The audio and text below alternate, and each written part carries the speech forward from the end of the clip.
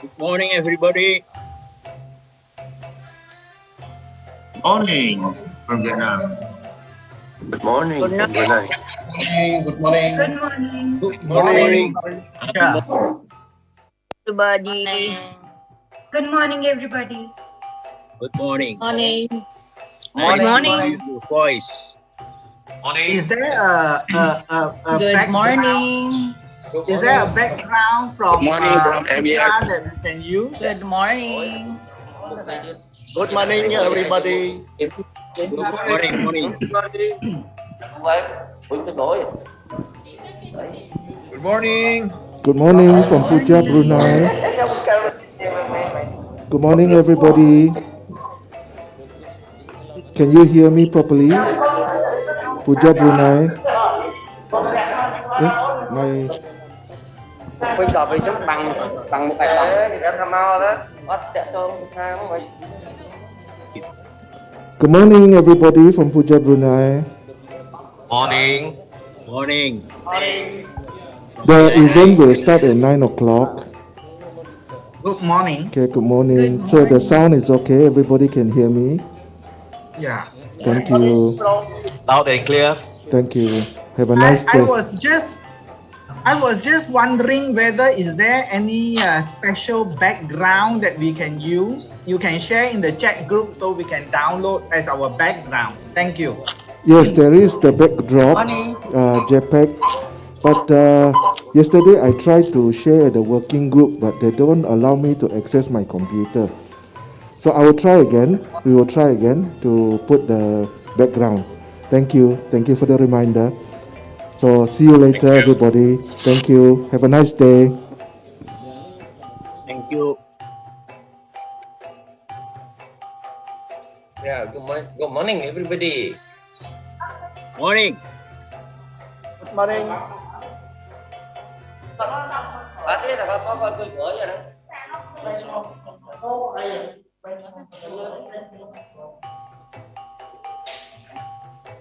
Thế cái là con mau có mà nó cho mày.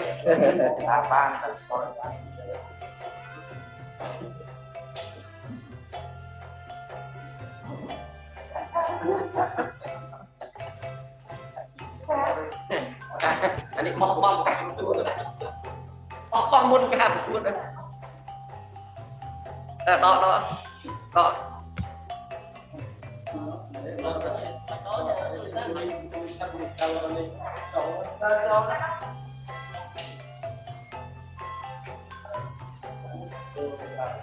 Ate, quay vô nó đo cái kẹo lên trên.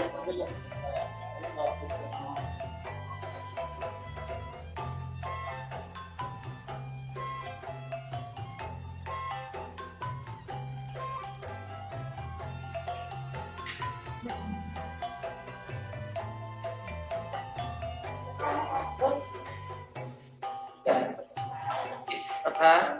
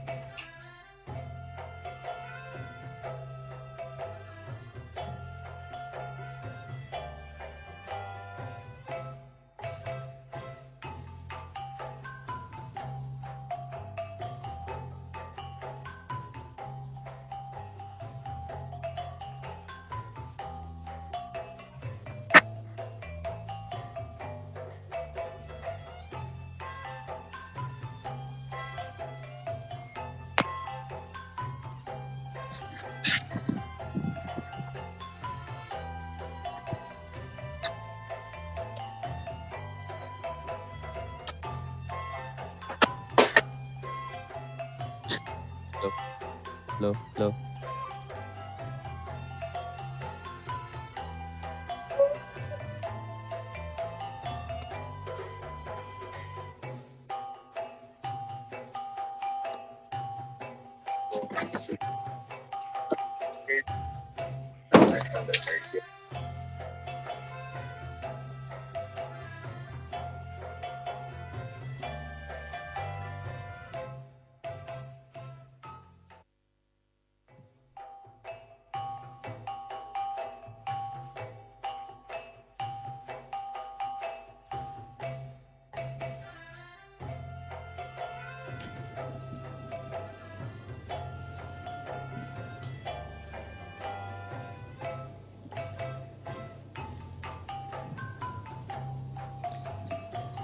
Assalamu alaikum, distinguished guests, ladies and gentlemen. Welcome to Kafia 39, Brunei Darussalam.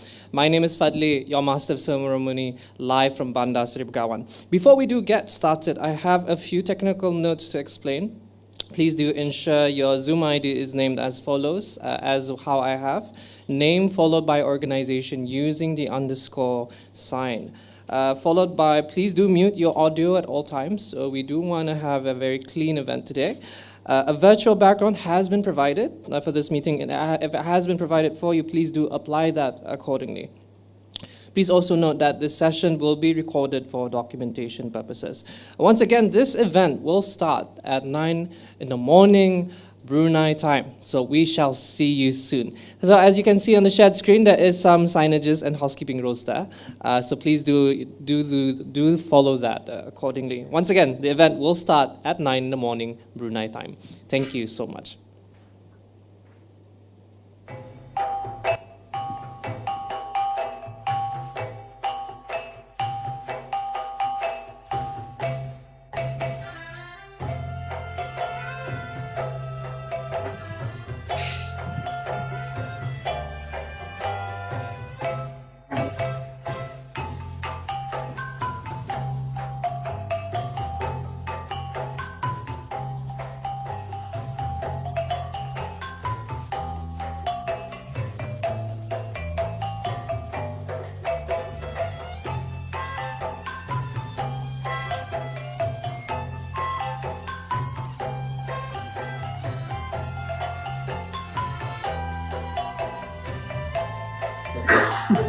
Testing.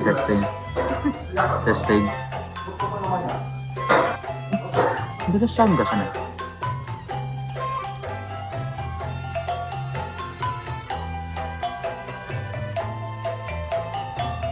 Oh gitu. Hello.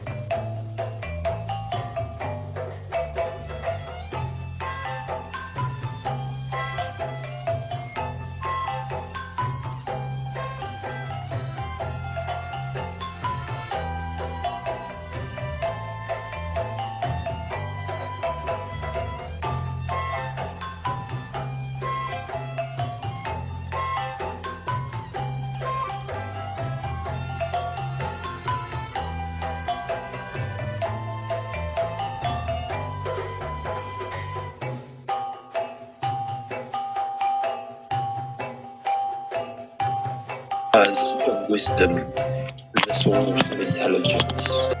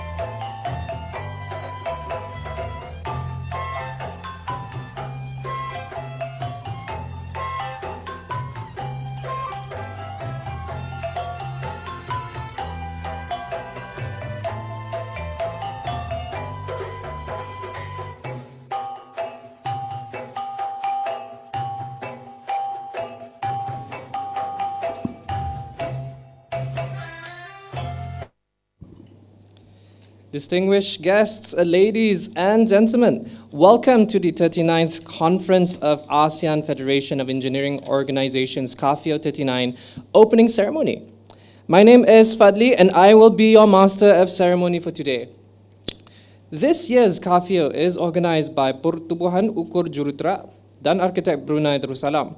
Pertubuhan Ukur Juruterra dan Arkitek Brunei, in short PUJA, was first incepted in 1982. By 1984, the constitution of PUJA was created with 24 joining members from architectural, engineering, and surveying backgrounds. Today, after over 30 years, in fact, PUJA is the largest technical non-governmental organization in Brunei, well recognized by the government of His Majesty the Sultan, and has been invited to sit in as board member, advisory panel, and technical expert in various councils, task force, and boards. Being an organization that supports all aspirations of the government of His Majesty, PUJA have, as a reminder, formulate the following objectives: to provide a platform for professional interactions among the members, to actively promote activities and events of the three divisions, to organize continuing professional development and other activities of professional interests, to pursue affiliation with regional and international institutions, and to set ethics and rules for professional practice to its members. Now, the ASEAN Federation of Engineering Organizations, AFIO, on the other hand, is a non-governmental body which was formally established on the 1st of August 1982. Since then, the CAFIO has been held annually at the different member institutions in a rotating alphabetical order. AFIO has 10 members of institutions consisting of Pertubuhan Ukur Juruterra dan Arkitek Brunei Darussalam PUJA. Board of Engineers, Cambodia BEC, Persatuan Insinyur Indonesia PII, Lao Union of Scientists and Engineers Association LUSEA, the Institution of Engineers Malaysia IEM, Federation of Myanmar Engineering Societies, Philippine Technological Council PTC, the Institution of Engineers Singapore, Engineering Institute of Thailand EIT, and the Vietnam Union of Science and Technology Association VUSTA. The objectives of AFIO are twofold: to promote goodwill and mutual understanding, and to establish and develop ASEAN baseline standard for engineering profession with the objective of facilitating the mobility of engineers within the ASEAN countries. Distinguished guests, ladies and gentlemen, we will begin the opening ceremony at 9 a.m. this morning, Brunei time.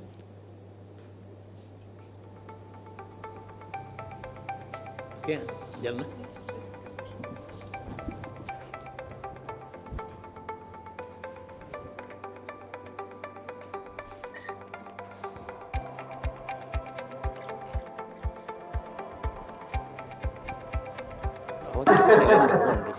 Message masuk tak bunyi bang. No, they're playing, trying to silent the phone.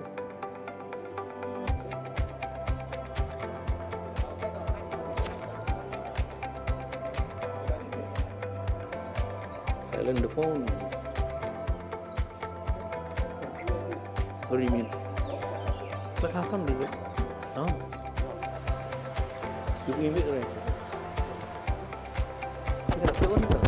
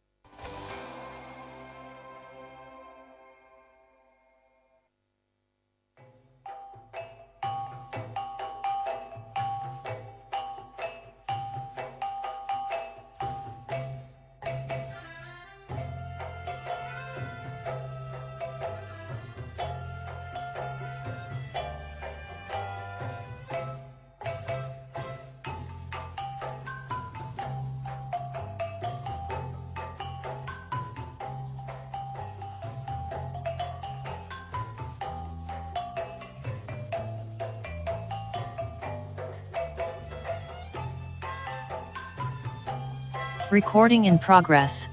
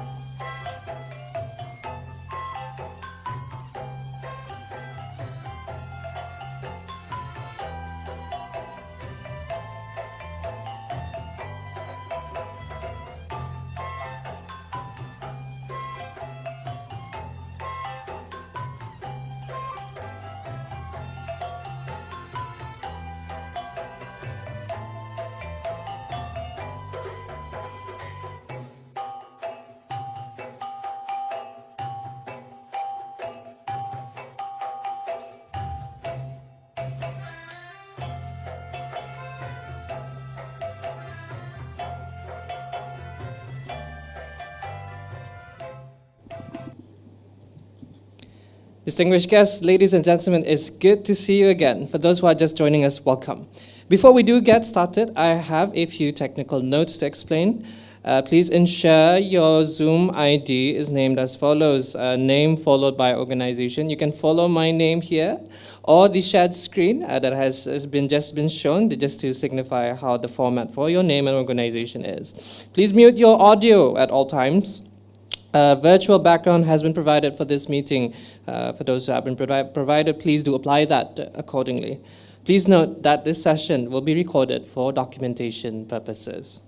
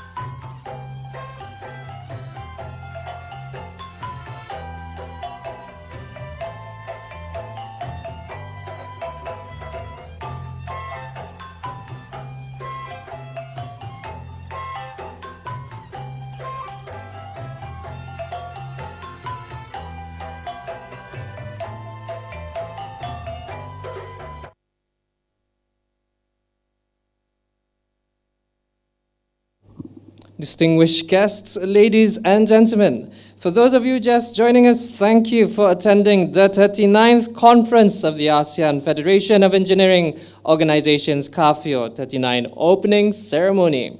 We will begin the event shortly at 9 a.m. Brunei time. We shall see you soon. Thank you.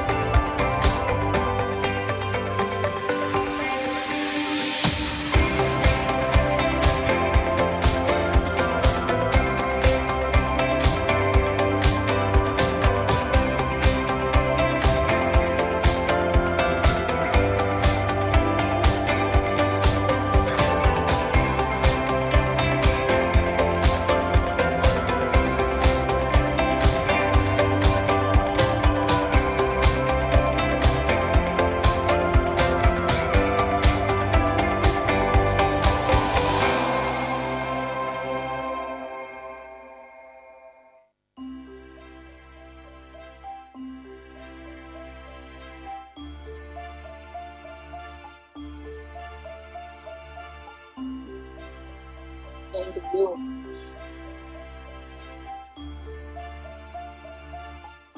Good lah, cakap kan, at least you have done makan. And then she text me, oh, May dah balik. Ni lah, May dia kat bawah ni, dia cakap, so May dah tempat kan. Jadi anak dia dah nak sampai.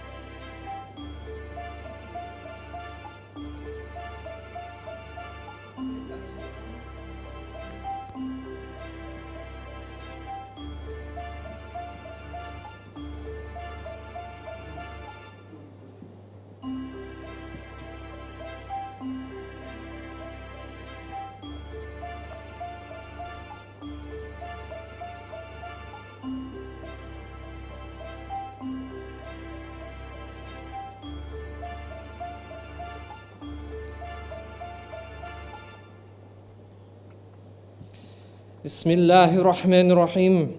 Assalamu alaikum wa rahmatullahi wa barakatuh. Distinguished guests, ladies and gentlemen, welcome to the Kafio opening ceremony hosted by PUJA Brunei Darussalam. May we ask all distinguished guests, ladies and gentlemen, to please rise for the Brunei Darussalam national anthem.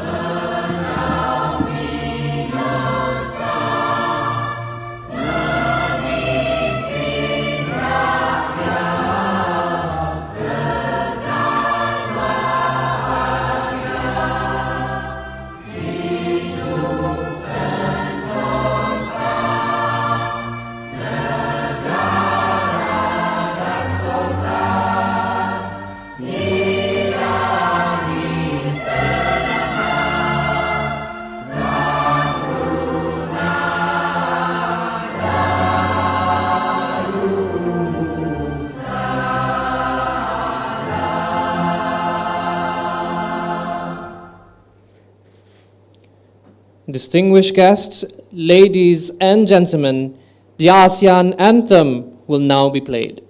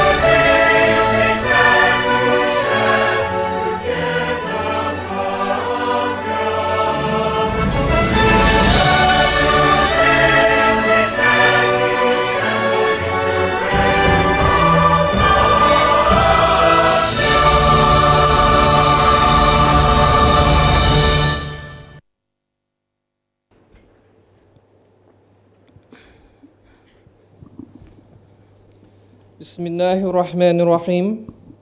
Alhamdulillahi Rabbil Alamin. Wa bihi nasta'in ala umuriddin ya wa'addin assalatu wassalamu ala ashrafil anbiya mursalin wa ala alihi wa sahbihi ajma'in. Yang berhormat Dato' Seri Setia Engineer Awang Haji Suhaimi bin Haji Ghaffar, Minister of Development Brunei Darussalam, as our guest of honor. Engineer Haji Muhammad Zain bin Haji Saleh, President of PUJA Brunei Darussalam and Chairman of AFIO.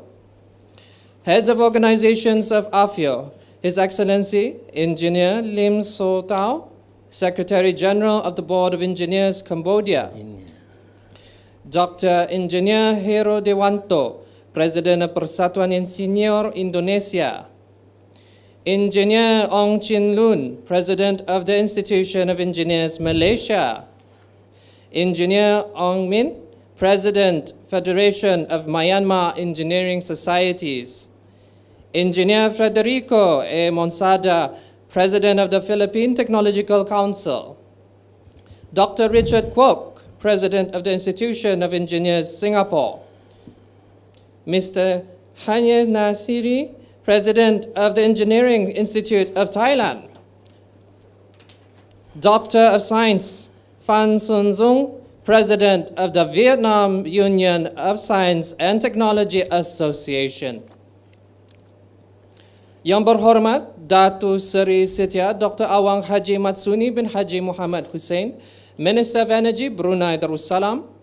Yang berhormat Dato' Seri Setia Dr. Haji Muhammad Hisham bin Haji Jaafar, Minister of Health Brunei Darussalam. Yang berhormat Dato' Seri Setia Awang Abdul Muttalib bin Pihinorangkaya Seri Setia Datu Paduka Haji Awang Muhammad Yusof, Minister of Transport and Info Communications, Brunei Darussalam.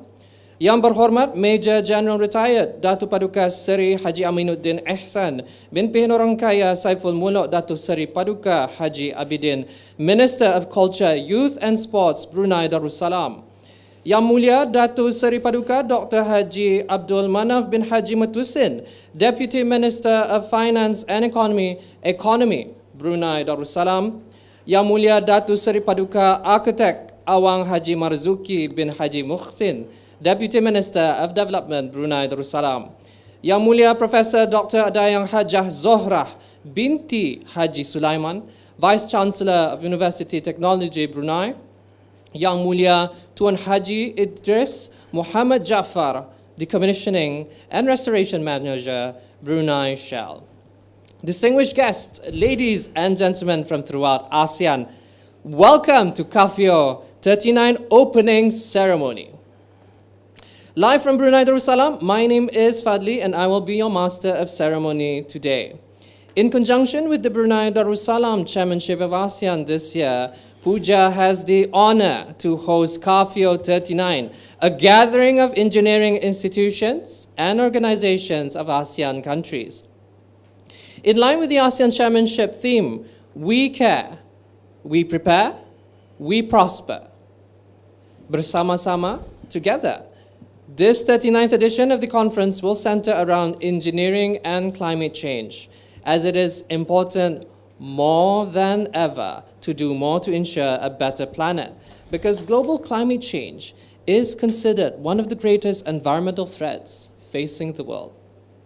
This week, the conference will comprise a series of activities, including the AFIO Governing Board meeting, working group meetings, technical conference papers, presentation, business networking groups, Women Engineering Summit 2021, and a dialogue on the role of young engineers in tackling climate change in ASEAN. In addition to the official opening ceremony to the conference, this opening ceremony will also mark the conferment of medals and certificates to Distinguished Honorary Patron, Distinguished Honorary Fellow, and Honorary Fellows of AFIO this year. Distinguished guests, ladies and gentlemen, as with customs and norms in Brunei Darussalam, I call upon Yang Mulia Ustaz Muhammad Nurhanis bin Ismail from the Institute Tahfiz Al-Quran Sultan Haji Hassan Bolkiah, Brunei Darussalam, to recite Surah Al-Fatiha to bless today's ceremony. Please. الفاتحة بالقبول وتمام كل سؤل ومأمول وصلاح الشأن ظاهرا وباطنا في الدنيا والآخرة دافعة لكل شر جالبة لكل خير لنا ولأحبابنا ولوالدينا ومشايخنا في الدين مع اللطف والعافية أجركم الله. الفاتحة. أعوذ بالله من الشيطان الرجيم. بسم الله الرحمن الرحيم.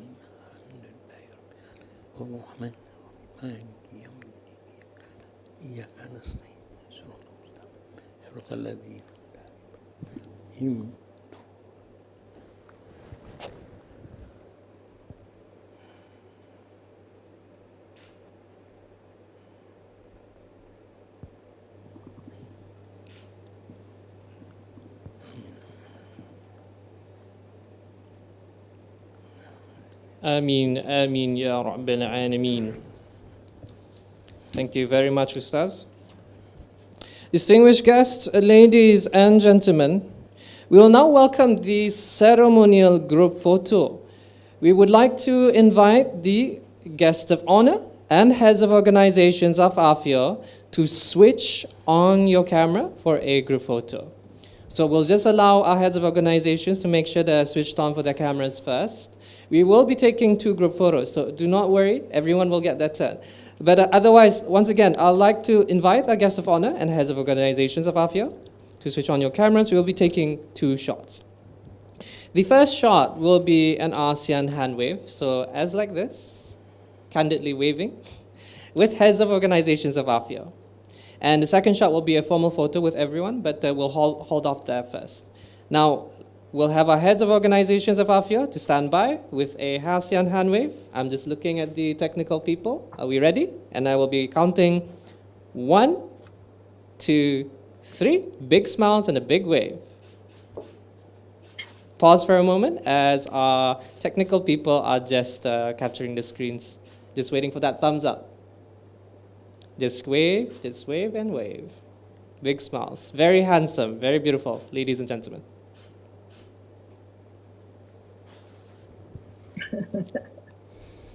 Thank you for bearing with us. I think we have a number of screens. Thank you so much to our guests of honor and heads of organizations of AFIO. Now, the second shot will be a formal photo with everyone. So I would love to invite every single person who is in the Zoom call to please join in for this pose. Just a simple formal pose and a big smile on the camera. So we'll just allow just a few seconds to just have everyone to switch on their cameras. And I will be counting soon. All right, I will be counting 1, 2, 3. Big smiles. Please pause for a moment as the photographer is capturing the number of screens. Big smiles, big smiles. Just waiting for our technical people to give me the thumbs up. Just keep on smiling. Make sure your eyes are open. Very beautiful, very handsome.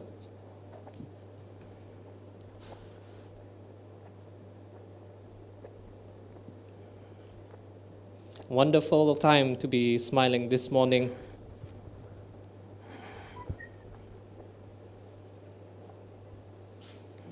Quite a number of screens we have today. What a wonderful 311 participants. Thank you so much, distinguished guests, ladies and gentlemen. That is the conclusion of the group photo. Now, distinguished guests, ladies and gentlemen, it is my biggest pleasure to now welcome Engineer Haji Muhammad Zain bin Haji Saleh, President of PUJA, Brunei Darussalam, as Chairman of the AFIO, for his welcome remarks. Engineer Haji Muhammad Zain, please. Bismillahirrahmanirrahim. Assalamualaikum warahmatullahi wabarakatuh. Good morning, Your Excellency, Yang Berhormat Datuk Seri Setia Engineer Awang Haji Suhaimi bin Haji Ghaffar, the Minister of Development, Brunei Darussalam. Guests of honor for the 39th Conference of the ASEAN Federation of Engineering Organizations, CAFIO 39. Your Excellencies, the Secretary General of ASEAN Federation of Engineering Organization, Engineer Khir Muhammad, the Secretary General of Board of Engineers, Cambodia, Dr. Lim Sotam, the President of Persatuan Engineer Indonesia, Dr. Heru Dewanto, the President of the Institution of Engineers Malaysia, Engineer Ong Chin Loong, the President of Federation of Myanmar Engineering Societies, Dr. U Ong Min, the President of Institution of Engineers, the President of Philippine Technological Council, Dr. Federico Monsada, the President of the Institute of Engineers Singapore, Dr. Richard Kwok, the President of Engineering Institute of Thailand under the King's patronage, Dr. Tan Sri, the Chairman of the Vietnam Union of Science and Technology Association, Dr. Science Phan Nguyen Thu, the Organizing Chair and Co-Chair of CAFIO 39, Engineer Alice Lim Sukau and Engineer Chin Li Tak. Welcome to CAFIO 39. By the grace of Allah, this year, the Institute of Surveyors, Engineers and Architects of Brunei Darussalam, PUJA, hosts this annual conference of AFIO for the 5th time. We hosted in 1988, in 1994, in 2001, and in 2011. This event is always looked up to by engineers in the AFIO member organizations who not only look up for the sharing of engineering knowledge, technology, breakthrough innovations and experience, but also to foster the ties of friendship among ASEAN engineers.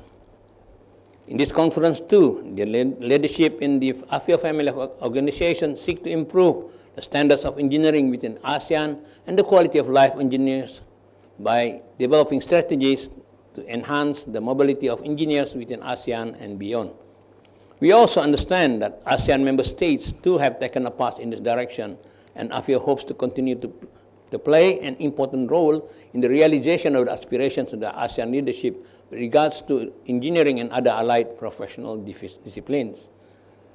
Your Excellencies, distinguished guests and participants of ASEAN, ladies and gentlemen, While this is the second time CAFIO is conducted in the new normal due to the COVID-19 pandemic, I can see the enthusiasm of our engineers and ASEAN are not diminished in participating in the meetings, summits, dialogues, and forums. Our challenge is now how to accommodate our participants in such a way it counters the limitations set by the pandemic. And as we journey together, we tend to find better ways of conducting the conference.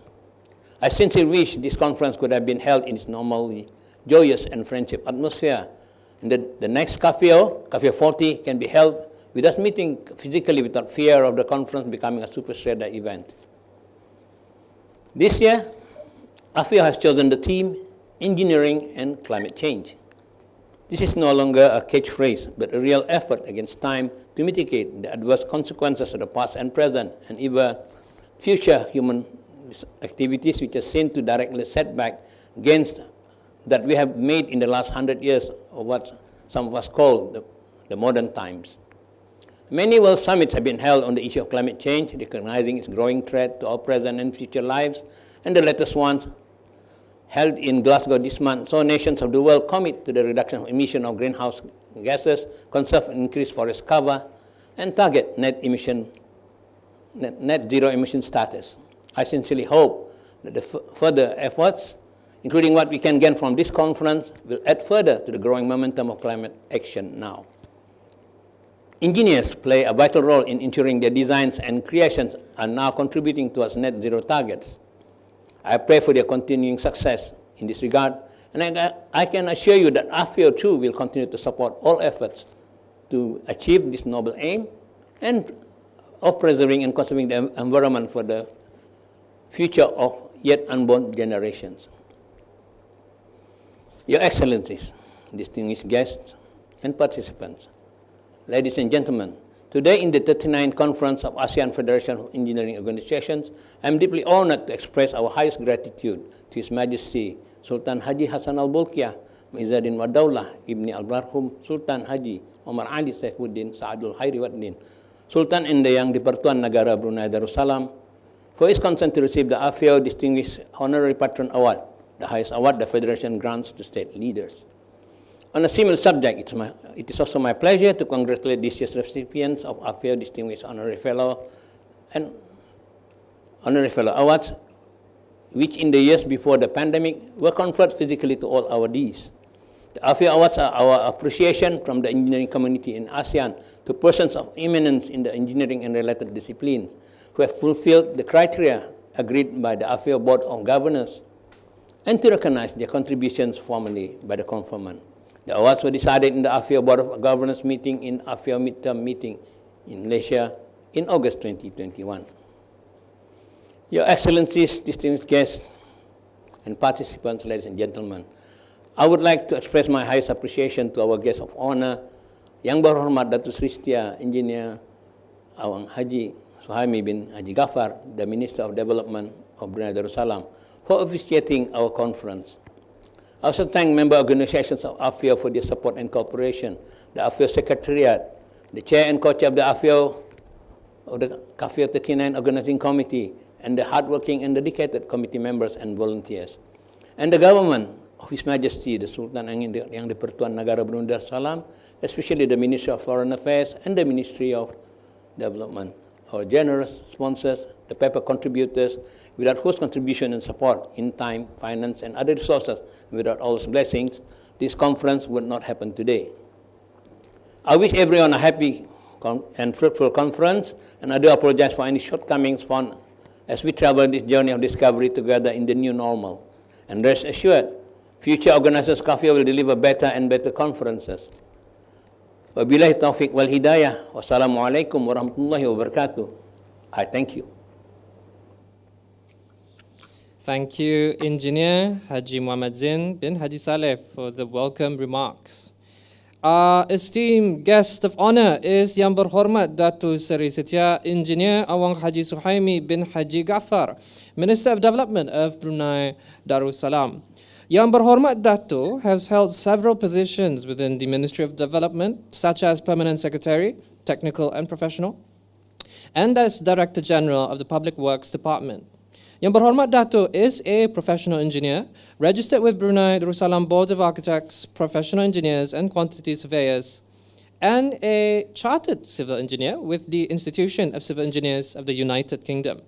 Yang Berhormat Dato actively promotes the construction industry in Brunei Darussalam and was involved in several big-scale construction and infrastructure projects. One of the mega projects was the construction of the Sultan Haji Omar Ali Saifuddin Bridge, Brunei's biggest infrastructure project to date and the longest bridge in Southeast Asia.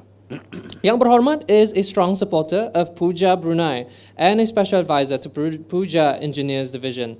On behalf of PUJA and AFIO, it is my greatest honor to now respectfully invite Yang Berhormat Dato Seri Setia Engineer Awang Haji Suhaimi bin Haji Ghaffar, the Minister of Development and Brunei Darussalam, as guest of honor to deliver his keynote speech and officiate the opening ceremony of the AFIO 39 Brunei Darussalam.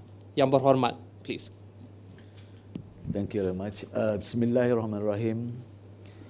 Yang Mulia Engineer Tuan Haji Muhammad Zain bin Haji Muhammad Saleh, President of PUJA Brunei and Chairman of the ASEAN Federation of Engineering Organization AFIO 2021 this year.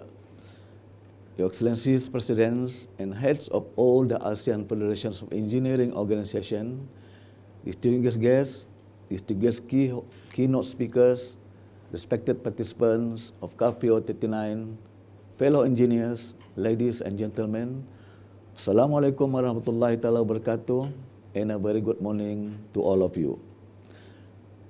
First of all, allow me to welcome you all to the virtual 39th Conference of ASEAN Federation of Engineering Organization, in short AFIO.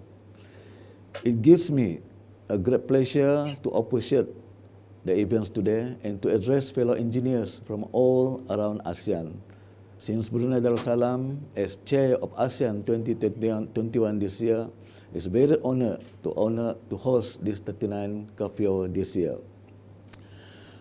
For almost 4 decades, the AFIO has continued to be an instrumental platform for engineering professionals across ASEAN, not only to deepen friendship, boost cooperation and understanding, and exchange valuable experiences and best practices, but also promoting the role of women engineers and young engineers.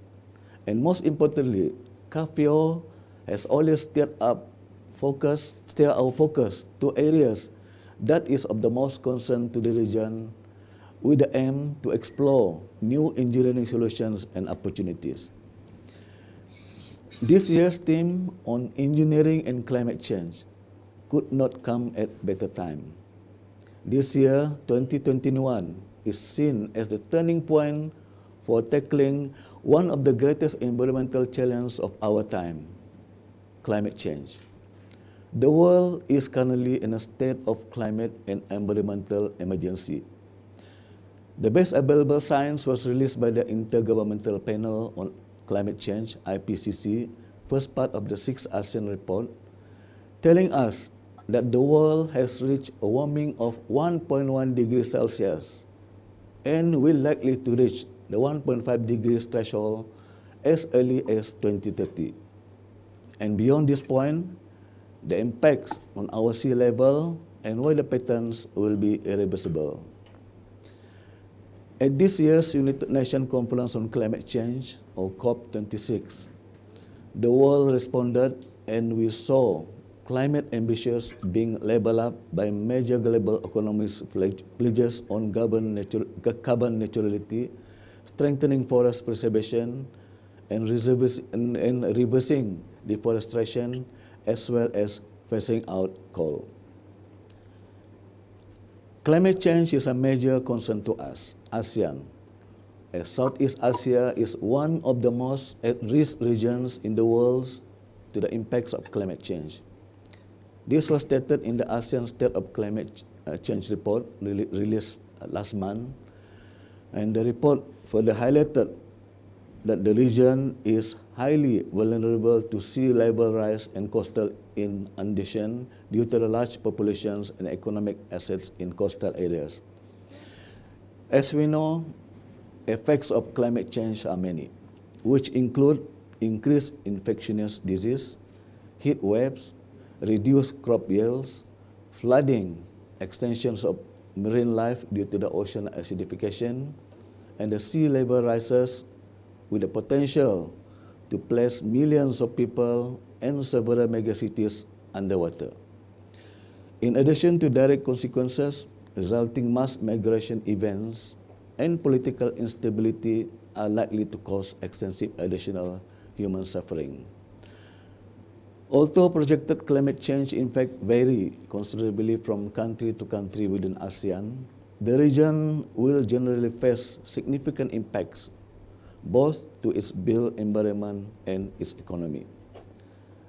The ASEAN region is predicted to be the fourth largest economy in the world by 2030. Almost 70% of ASEAN's greenhouse gas emissions is contributed by the energy sector, followed by the manufacturing industries accounting to about 20%. This figure will grow significantly in correlation with the dynamic economic growth by 2030 all through 2050. However, the built environment has a major role to play in global stewardship. Infrastructure is currently responsible for 50% of humanity's greenhouse gas emissions.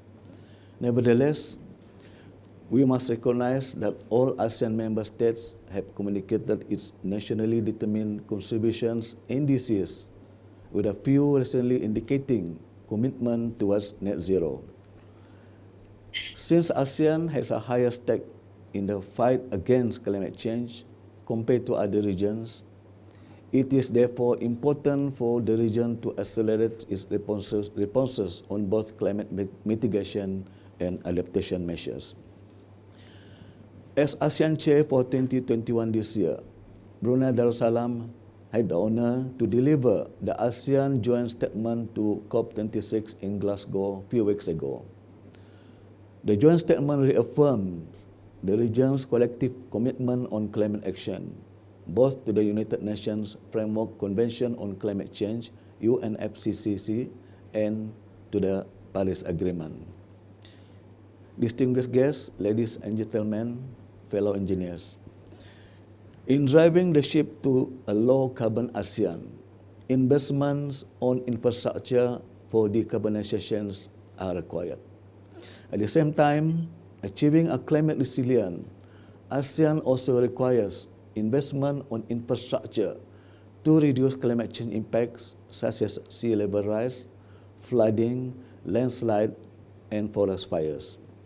And this is where engineers and professionals with engineering innovatives from various sectors must play a part and conquer the practical solutions that are needed in order to bring down the cost of climate action and implementation.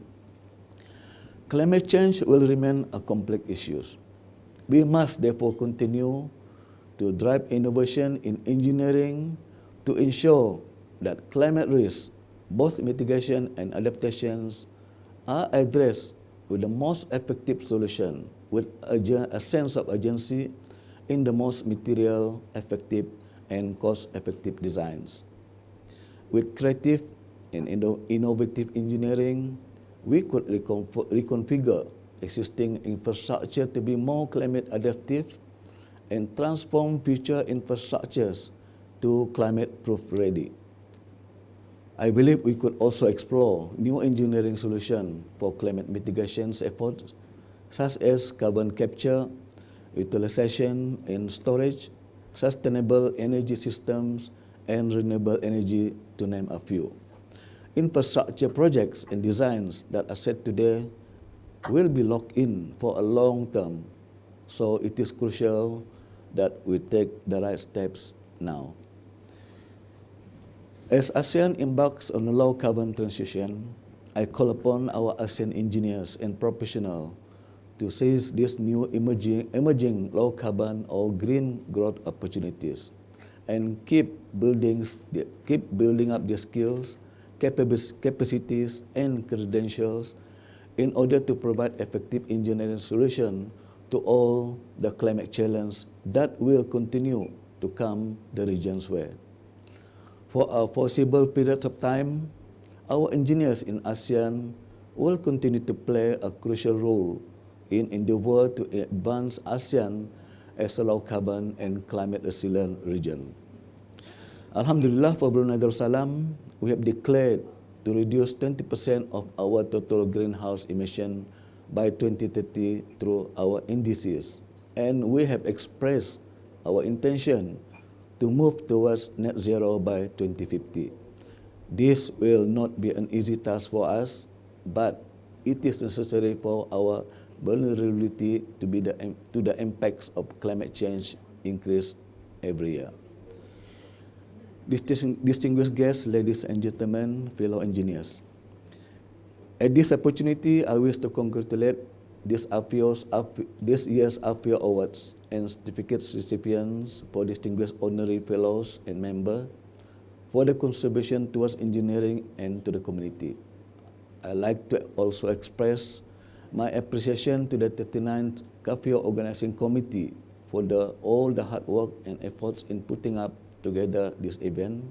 I hope this conference, with many selections of keynote papers and technical papers presented, will provide inspiration and insight for all of us to rise to the challenge of climate change and engineering challenges. And lastly, we, the professionals and engineers, need to be safeguarded tomorrow through what we do today. Every project matters and every individual matters. While tackling climate change, we also need to work together continuously to preserve our ocean, our forests, and natural ecosystem. On that note, and with the kalimah, Bismillahirrahmanirrahim, serta bertawakal kepada Allah Subhanahu Wa Taala, selawat dan salam ke atas junjungan besar kita Nabi Muhammad sallallahu alaihi wasallam. Allow me to declare open and officiate the virtual 39th Conference of ASEAN Federation on Engineering Organization AFIO 2021. Thank you. Stay safe. Wabillahi taufiq wal hidayah. Assalamualaikum warahmatullahi taala wabarakatuh. Waalaikumsalam. Thank you so much, Yang Berhormat Datuk. Next part of our program will be the conferment ceremony for our distinguished honorary patron. We will take a short break though for a moment, and we'll reconvene shortly at 9:45 a.m. Brunei time. So that's about 15 minutes from now. So I will see you soon, and we will reconvene shortly. So don't go too far. Thank you so much.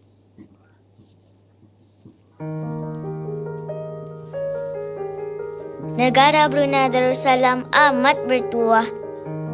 Kita ni dianugerahi sumber alam semula jadi yang sangat bernilai. Udara yang bersih, alam sekitar yang risai. Seni boleh dinikmati tiap kali matahari terbit dan terbenam. Forests serve as natural sink. They have remarkable ability of absorbing and sequestering carbon. As we depend on natural forests for our survival and in combating climate change impacts, it is therefore important for Brunei to preserve its natural ecosystem, conserve its biodiversity, and safeguard its natural assets.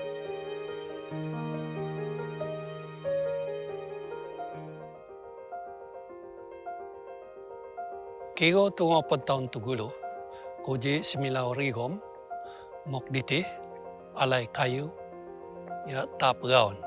Ekosistem antalon, ano macam gudang, macam mall, jati aro kalap akan tabsino, ugu, roman-roman alay, isu jati ngal sulap, sungal bakul dan yo lain-lain.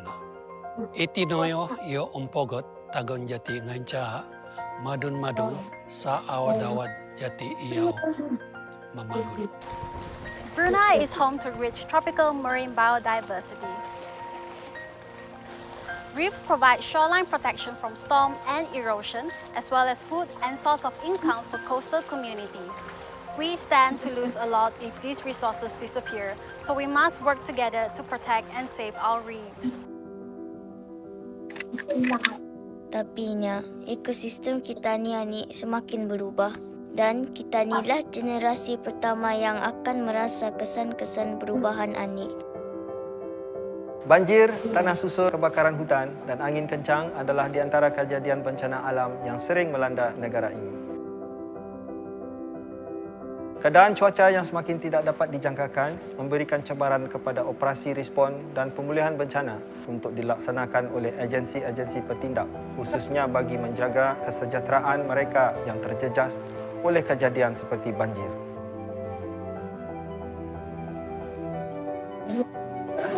Kebakaran hutan tanah gambut adalah merupakan salah satu cabaran bagi anggota bomba memadamkan kebakaran berskala besar yang sering berlaku di negara ini. Ianya adalah berpunca daripada kejadian alam dan kecoyan manusia.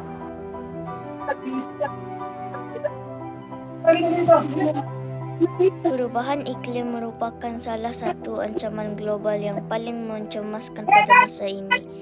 Suhu permukaan bumi semakin meningkat akibat tingkah laku manusia dan masa untuk membetulkan masalah ini semakin singkat.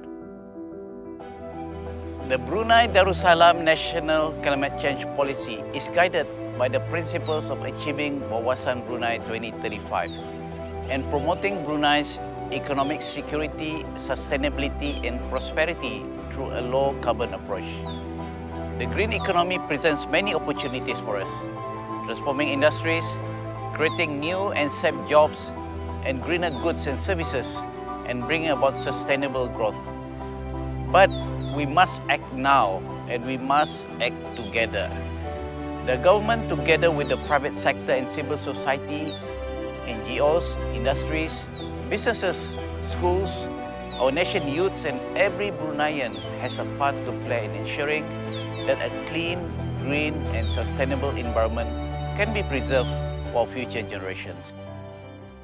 Dasar Kebangsaan Perubahan Iklim Negara Brunei Darussalam memberi tumpuan kepada 10 strategi utama yang akan meningkatkan potensi negara dalam mengurangkan pengeluaran gas rumah hijau.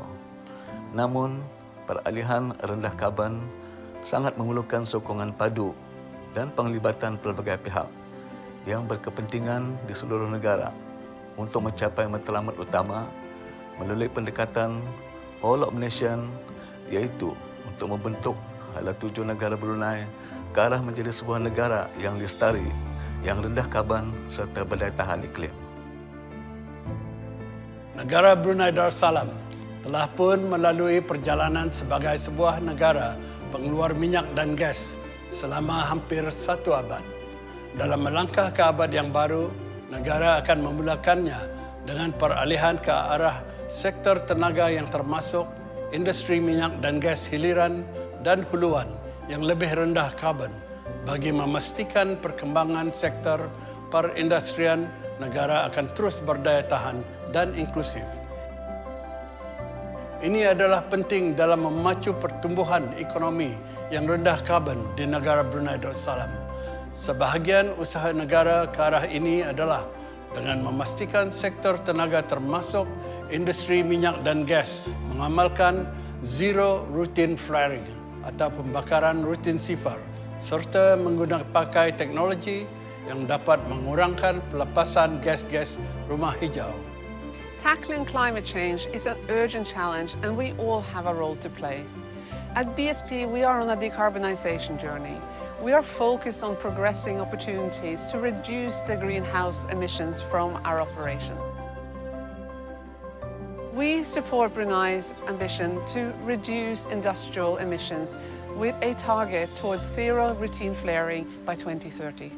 Brunei LNG are committed to be a sustainable, responsible and trusted energy partner. Natural gas is the cleanest of all fossil fuels and a key partner to renewables for energy transition. We in Brunei LNG are strategizing to reduce emissions and integrate renewables, creating a sustainable business model to protect, compensate, and restore the environment.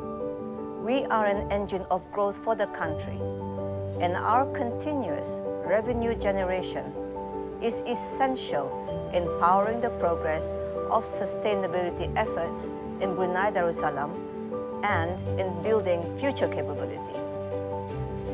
Negara Brunei Darussalam juga mesti sentiasa peka akan pemeliharaan alam sekitar. hutan kita merupakan salah satu aset yang sangat berharga yang bertindak sebagai carbon sink bagi penyerapan gas rumah hijau. Oleh sebab itu, Dasar Perubahan Iklim Negara Brunei Darussalam juga mempunyai satu sasaran untuk meluaskan liputan hutan bagi tadahan karbon dengan meningkatkan aktiviti-aktiviti penanaman pokok dengan menyasarkan penanaman 500,000 pokok bagi menjelang tahun 2035. Para penuntut dan belia memainkan peranan yang penting dalam tindakan iklim. Alhamdulillah, di Seria Energy Lab terdapat peluang dan kapasiti memberi kesedaran mengenai perubahan iklim dan pentingnya mengurangkan perlepasan gas rumah hijau.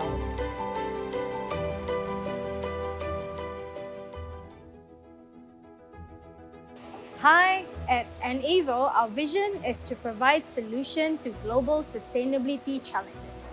At ENEVO, we also encourage sustainability through simply by closing your recycling loop. It is also important for Bruneians to start thinking of innovative solutions as a nation. With the evolution of LNG shipping technologies and recognition that carbon management is essential to counter the climate change implications of the world's increasing energy use, Brunei Gas Carriers continues to implement ways to improve its carbon emissions and reduce impact on the environment.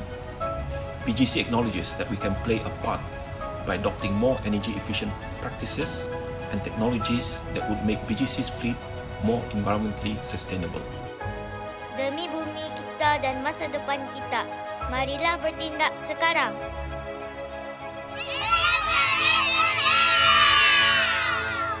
It's climate action now.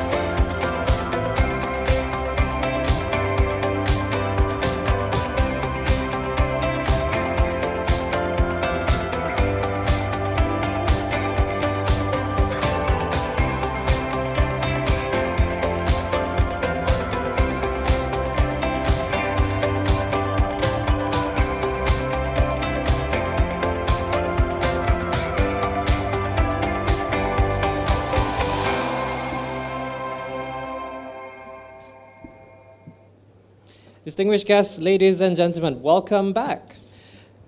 We will now begin with the conferment ceremony for the distinguished honorary patron. I would like to now invite Engineer Haji Muhammad Zain bin Haji Saleh to deliver the citation for the distinguished honorary patron, confer the medal and certificate to the distinguished honorary patron. Engineer Haji Muhammad Zain, please. Bismillahirrahmanirrahim. Your Excellency, Yang Berhormat Datuk Seri Setia Engineer Awang Haji Suhaimi bin Haji Ghaffar, Your Excellencies, Secretary General of AFIO, the Presidents, Chairman, Secretary General and heads of AFIO member organizations, distinguished guests and participants, ladies and gentlemen. I am greatly honored to now read the citation for the conferment of Distinguished Honorary Patron of ASEAN Federation of Engineering Organizations, AFIO, to His Majesty Sultan Haji Hassan Al-Bolkiah, Muizzuddin wa Daulah, Ibni Almarhum Sultan Haji Omar Ani, Saifuddin Sa'adul Hairi Waddin, Sultan and the Yang di-Pertuan Negara Brunei Darussalam. Under His Majesty's rule, Negara Brunei Darussalam successfully reached first world status or developed nation status in 1995. During his present reign, there are many programs and projects which are carried out under his leadership. Some of the projects and programs are the construction and development of Sultan Haji Umar Ali Saifuddin Bridge, currently the longest bridge in Southeast Asia, and linking the two districts of Brunei Darussalam, separated by Brunei Bay, the Raja Isteri Pengiran Anak Hajah Saleha Bridge, which has the second longest single bridge span in the world and linking two other sides of Brunei River to the capital. The Ulu Tutong Golden Jubilee Dam, the largest dam in Brunei Darussalam, built to ensure water security up to 2050. Large-scale public housing schemes to provide affordable quality housing to the masses, good quality highways and roads, modern hospitals and health centers, primary, secondary, and higher education institutions, mosques, reliable power and water infrastructure, international effort, internet and telecommunications infrastructure, info communications, oil and gas processing plants, platforms in their pipeline networks, infrastructure, public welfare and poverty alleviation projects, and many other projects which have contributed significantly in the development of engineering and economy in Brunei Darussalam.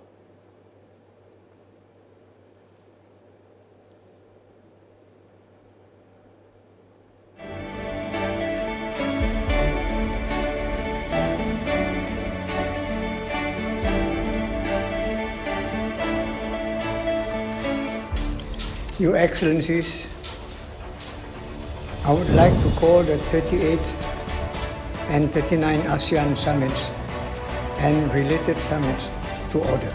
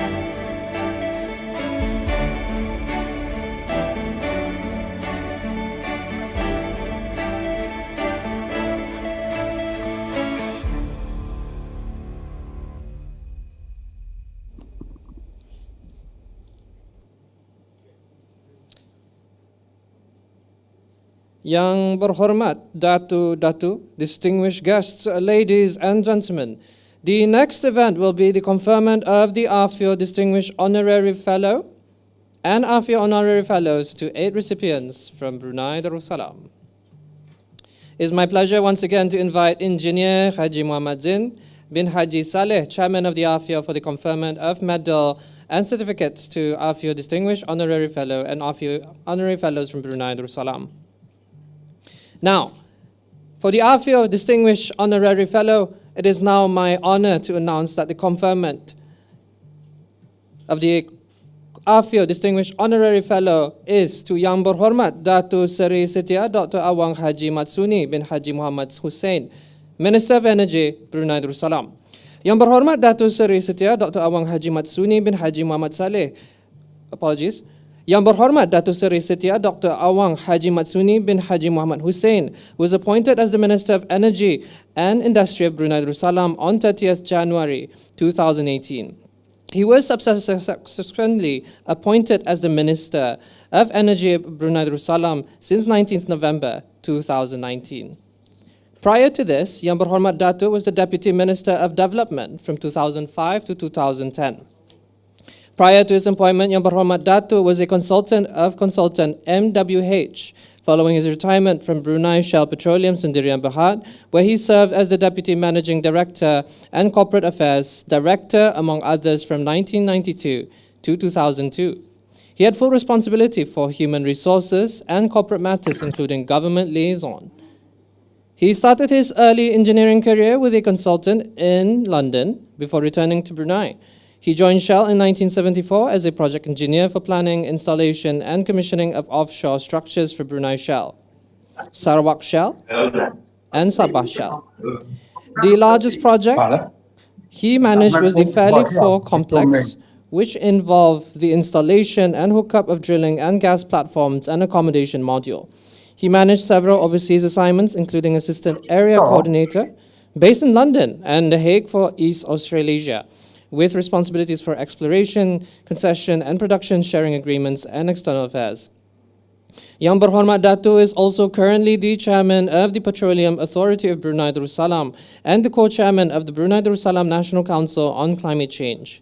In his role as the Minister of Energy, Yang Berhormat Datuk is driving many initiatives, most notably the sustainability of the energy sector, including the development of renewable energy resources in Brunei Darussalam. Now it is my honor to now invite Yang Berhormat Datuk Seri Setia Dr. Awang Haji Matsuni to receive his conferment.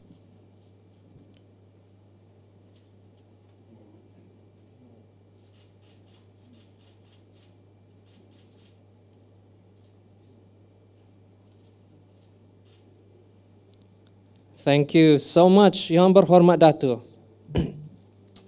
Now we proceed to the conferment of the AFIO Honorary Fellow from Brunei Darussalam.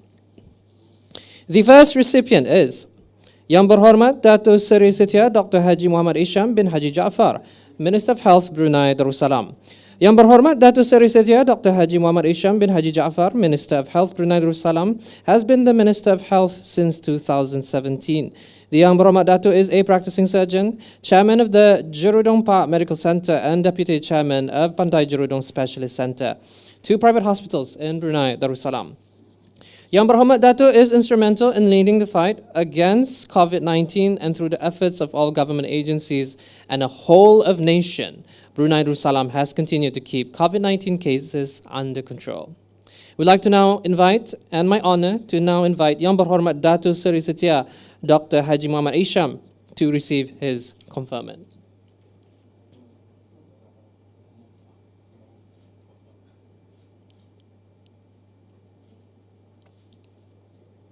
Thank you so much, Yang Berhormat Datuk.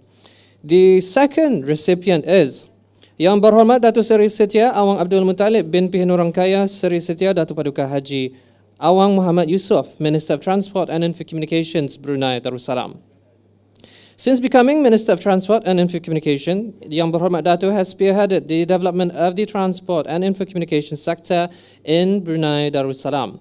These initiatives have direct and significant impacts on the development, growth, transformation, and innovation in the engineering field. Yang Berhormat Dato also provides direction and steers the digital economy and digital transformation initiatives of Brunei Darussalam in the country's journey towards a smart nation, and also leads the aspiration of zero road fatalities in the country. It's my honor once again to now invite Yang Berhormat Dato Seri Setia Awang Abdul Muttalib to receive his conferment.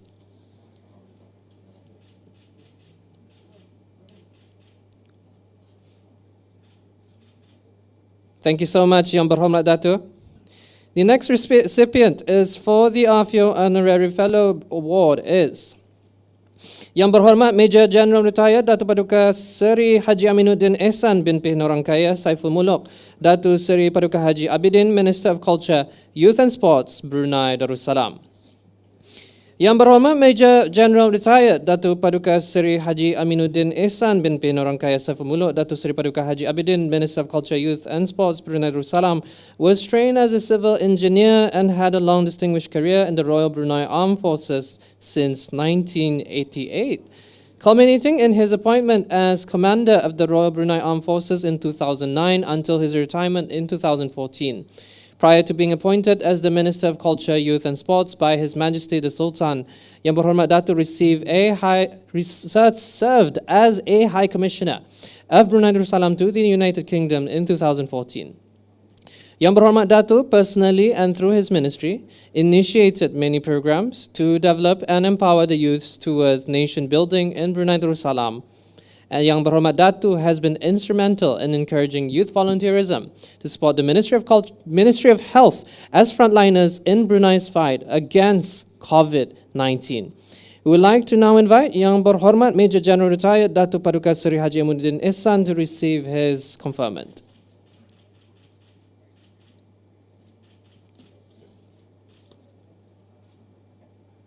Thank you so much, Yang Berhormat Dato.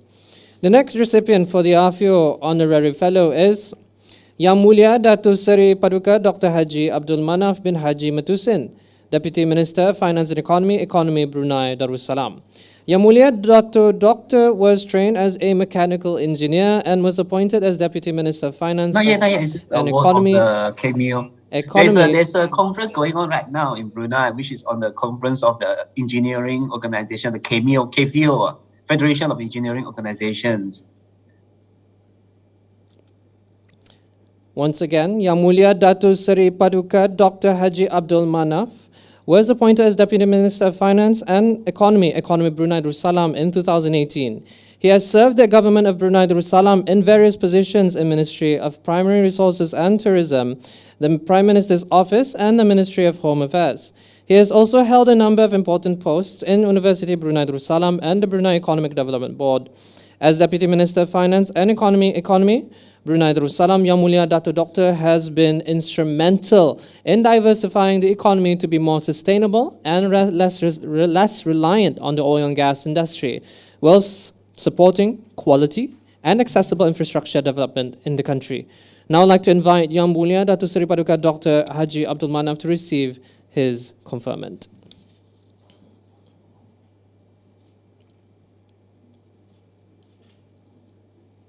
Thank you, Yang Mulia Dato Doctor. The next recipient of the AFIO Honorary Fellow is Yang Mulia Dato Seri Paduka Architect Awang Haji Mazuki bin Haji Muhsin, Deputy Minister of Development Brunei Darussalam. Yang Mulia Dato has a long record of service in national development in Brunei Darussalam. Yang Mulia Dato has served as Director of Housing Development Department, Director General of Public Works Department, Deputy Permanent Secretary, Technical and Professional, before his appointment as Deputy Minister of Development Brunei Darussalam in 2018. Throughout his career, Yang Mulia Dato has been involved in numerous building and infrastructure development projects and contributions to engineering. Among them, one of them leading team members from the Ministry for the construction of the Sultan Haji Omar Ali Saifuddin Bridge, Brunei's biggest infrastructure project and the longest bridge in Southeast Asia, and drove the development and planning of infrastructural development projects such as water supply, road network, and flood alleviation. During his tenure as former chairman of the Board of Architects, Professional Engineers, and Quantity Surveyors, He led the development of the professional services for architecture, engineering, and quantity surveyors in Brunei. We'd like to now invite Yang Mulia Datuk Seri Paduka Architect Awang Haji Mazuki to receive his conferment.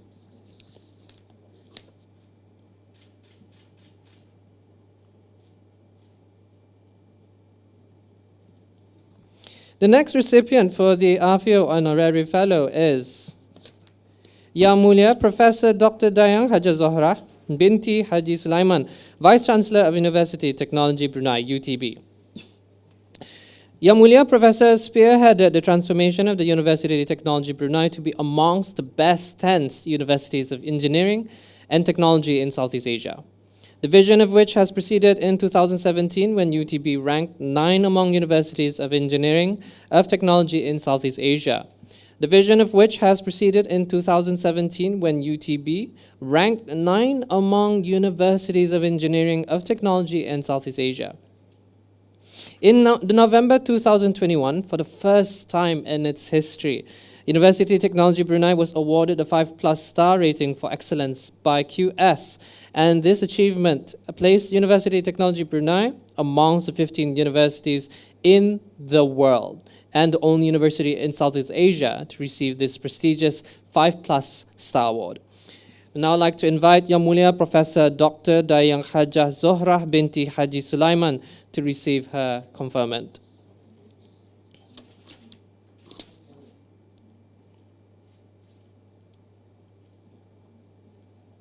Thank you, Yang Mulia Professor. The next recipient of the AFIO Honorary Fellow Award is Yang Mulia Tuan Haji Idris Muhammad Jaafar, Decommissioning and Restoration Manager, Brunei Shell Petroleum, BSP. Yang Mulia Tuan Haji Idris started his career as a structural engineer in 1988 with Brunei Shell. Yang Mulia Tuan Haji Idris had the opportunity to undergo international assignments to the United Kingdom and Netherlands. He has made significant contributions to the engineering profession by supporting PUJA and AFIO. Yang Mulia Tuan Haji Idris has always been keen to share his knowledge and expertise and has numerous technical papers published. His latest paper, titled The Challenges and Opportunities of Decommissioning and Restoration Project in Brunei Darussalam, was actually featured in Brunei Week 2021. Yang Mulia, I would like to now invite Yang Mulia Engineer Haji Idris Muhammad Jaafar to receive his conferment.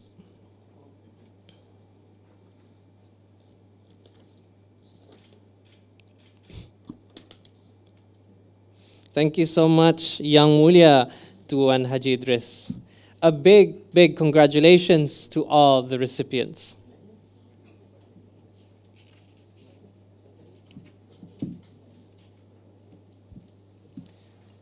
Now, as we have our award recipients having their nice group photo in next door, distinguished guests, ladies and gentlemen, thank you for joining us so far this morning. We will now enter into a virtual tea break and request that we reconvene back before 11:15 a.m.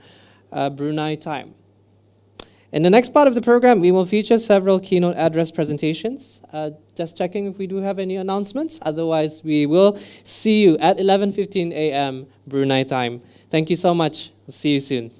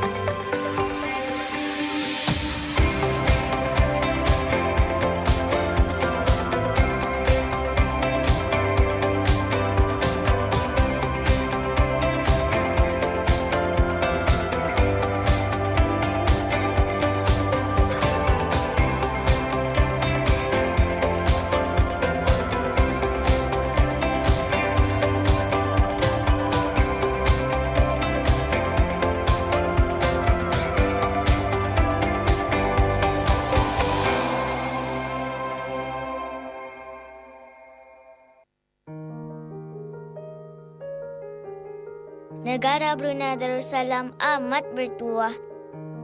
Kita ni dianugerahi sumber alam semula jadi yang sangat bernilai. Udara yang bersih, alam sekitar yang bisai. Seni boleh dinikmati tiap kali matahari terbit dan terbenam. Forests serve as natural sink. They have remarkable ability of absorbing and sequestering carbon. As we depend on natural forests for our survival and in combating climate change impacts, it is therefore important for Brunei to preserve its natural ecosystem, conserve its biodiversity, and safeguard its natural assets.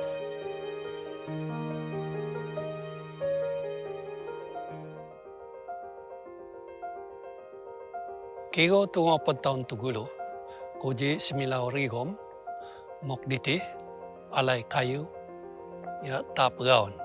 Ekosistem antalon, ano macam gudang, macam mall, jati aro kalap akan tabsino, ugu, roman-roman alay, isu jati ngal sulap, sungal bakul, dan yo lain-lain. Itinoyo iyo ompogot tagon jati nganca madun-madun sa awad-awad jati iyaw mamagun. Brunei is home to rich tropical marine biodiversity. Reefs provide shoreline protection from storm and erosion, as well as food and source of income for coastal communities. We stand to lose a lot if these resources disappear, so we must work together to protect and save our reefs. Tapinya, ekosistem kita ni semakin berubah dan kita inilah generasi pertama yang akan merasa kesan-kesan perubahan ani. Banjir, tanah susur, kebakaran hutan dan angin kencang adalah di antara kejadian bencana alam yang sering melanda negara ini. Keadaan cuaca yang semakin tidak dapat dijangkakan memberikan cabaran kepada operasi respon dan pemulihan bencana untuk dilaksanakan oleh agensi-agensi bertindak, khususnya bagi menjaga kesejahteraan mereka yang terjejas oleh kejadian seperti banjir.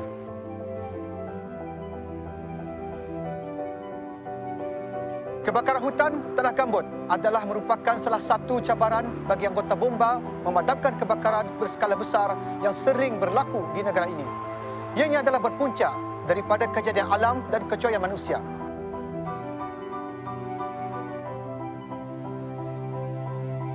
Perubahan iklim merupakan salah satu ancaman global yang paling mencemaskan pada masa ini.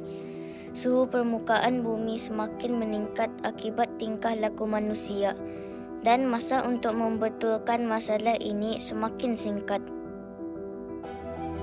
The Brunei Darussalam National Climate Change Policy is guided by the principles of achieving Wawasan Brunei 2035 and promoting Brunei's economic security, sustainability and prosperity through a low-carbon approach. The green economy presents many opportunities for us, transforming industries, creating new and safe jobs, and greener goods and services, and bringing about sustainable growth. But we must act now, and we must act together. The government, together with the private sector and civil society, NGOs, industries, businesses, schools, our nation youths and every Bruneian has a part to play in ensuring that a clean, green and sustainable environment can be preserved for future generations. Dasar kebangsaan perubahan iklim negara Brunei Darussalam memberi tumpuan kepada 10 strategi utama yang akan meningkatkan potensi negara dalam mengurangkan pengeluaran gas rumah hijau. Namun, peralihan rendah karbon sangat memerlukan sokongan padu dan penglibatan pelbagai pihak yang berkepentingan di seluruh negara untuk mencapai matlamat utama melalui pendekatan Whole of Nation, iaitu untuk membentuk hala tuju negara Brunei ke arah menjadi sebuah negara yang lestari, yang rendah karbon serta berdaya tahan iklim. Negara Brunei Darussalam telah pun melalui perjalanan sebagai sebuah negara pengeluar minyak dan gas selama hampir 1 abad. Dalam melangkah ke abad yang baru, negara akan memulakannya dengan peralihan ke arah sektor tenaga yang termasuk industri minyak dan gas hiliran dan huluan yang lebih rendah karbon bagi memastikan perkembangan sektor perindustrian negara akan terus berdaya tahan dan inklusif. Ini adalah penting dalam memacu pertumbuhan ekonomi yang rendah karbon di negara Brunei Darussalam. Sebahagian usaha negara ke arah ini adalah dengan memastikan sektor tenaga termasuk industri minyak dan gas mengamalkan zero routine flaring atau pembakaran rutin sifar serta menggunakan pakai teknologi yang dapat mengurangkan pelepasan gas-gas rumah hijau. Tackling climate change is an urgent challenge and we all have a role to play. At BSP, we are on a decarbonisation journey. We are focused on progressing opportunities to reduce the greenhouse emissions from our operation. We support Brunei's ambition to reduce industrial emissions with a target towards zero routine flaring by 2030. Brunei LNG are committed to be a sustainable, responsible, and trusted energy partner. Natural gas is the cleanest of all fossil fuels and a key partner to renewables for energy transition. We in Brunei LNG are strategizing to reduce emissions and integrate renewables, creating a sustainable business model to protect, compensate, and restore the environment. We are an engine of growth for the country, and our continuous revenue generation is essential in powering the progress of sustainability efforts in Brunei Darussalam and in building future capability. Negara Brunei Darussalam juga mesti sentiasa peka akan pemeliharaan alam sekitar. Hutan kita merupakan salah satu aset yang sangat berharga yang bertindak sebagai carbon sink bagi penyerapan gas rumah hijau.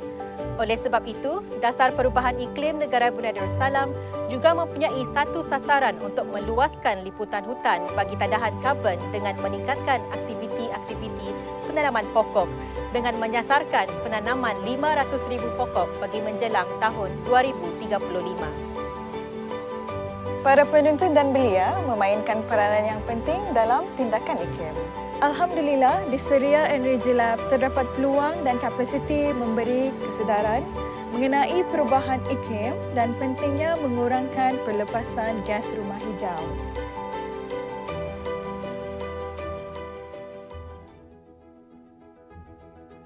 Hi, at NEVO, our vision is to provide solution to global sustainability challenges. At NEVO, we also encourage sustainability through simply by closing your recycling loop. It is also important for Bruneians to start thinking of innovative solutions as a nation. With the evolution of LNG shipping technologies and recognition that carbon management is essential to counter the climate change implications of the world's increasing energy use, Brunei Gas Carriers continues to implement ways to improve its carbon emissions and reduce impact on the environment. BGC acknowledges that we can play a part by adopting more energy-efficient practices and technologies that would make BGC's fleet more environmentally sustainable.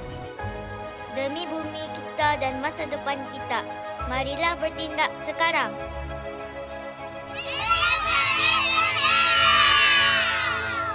It's a climate action now.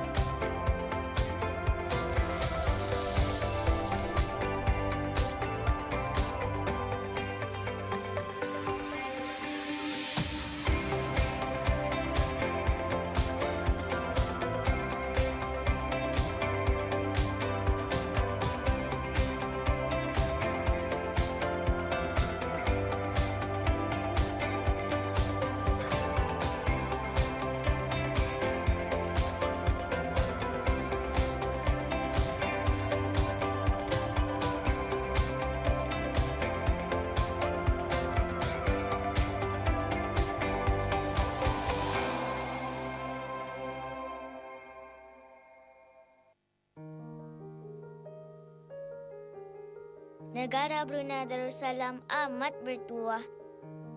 Kita ni dianugerahi sumber alam semula jadi yang sangat bernilai. Udara yang bersih, alam sekitar yang bisai.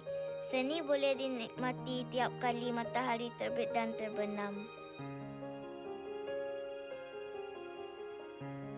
Forests serve as natural sink. They have remarkable ability of absorbing and sequestering carbon.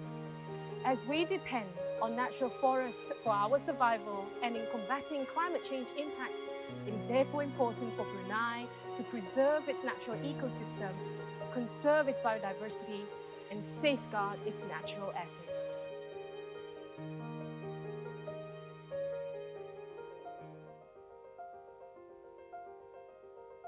Kigo tungo pagtaon tugulo, koji similaw rigom, mokditi, alay kayu, ya tapgaon. Ekosistem antalon, ano macam gudang, macam mall, jati aro kalap akan tabsino, ugu, roman-roman alay, isu jati ngal sulap, sungal bakul, dan yo lain-lain.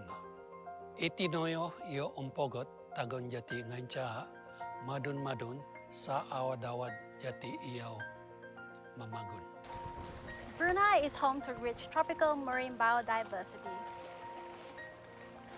Reefs provide shoreline protection from storm and erosion, as well as food and source of income for coastal communities. We stand to lose a lot if these resources disappear, so we must work together to protect and save our reefs. Tapinya, ekosistem kita ni semakin berubah dan kita nilah generasi pertama yang akan merasa kesan-kesan perubahan ani. Banjir, tanah susul, kebakaran hutan dan angin kencang adalah di antara kejadian bencana alam yang sering melanda negara ini.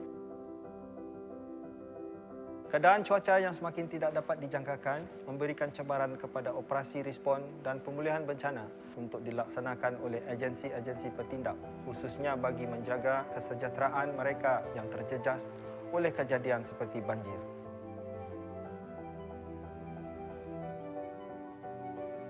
Kebakaran hutan tanah gambut adalah merupakan salah satu cabaran bagi anggota bomba memadamkan kebakaran berskala besar yang sering berlaku di negara ini. Ianya adalah berpunca daripada kejadian alam dan kecuaian manusia.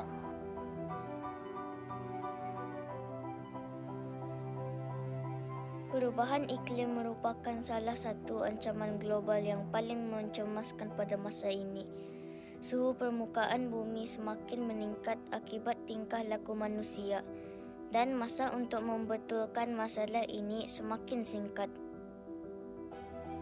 The Brunei Darussalam National Climate Change Policy is guided by the principles of achieving Wawasan Brunei 2035 and promoting Brunei's economic security, sustainability and prosperity through a low-carbon approach.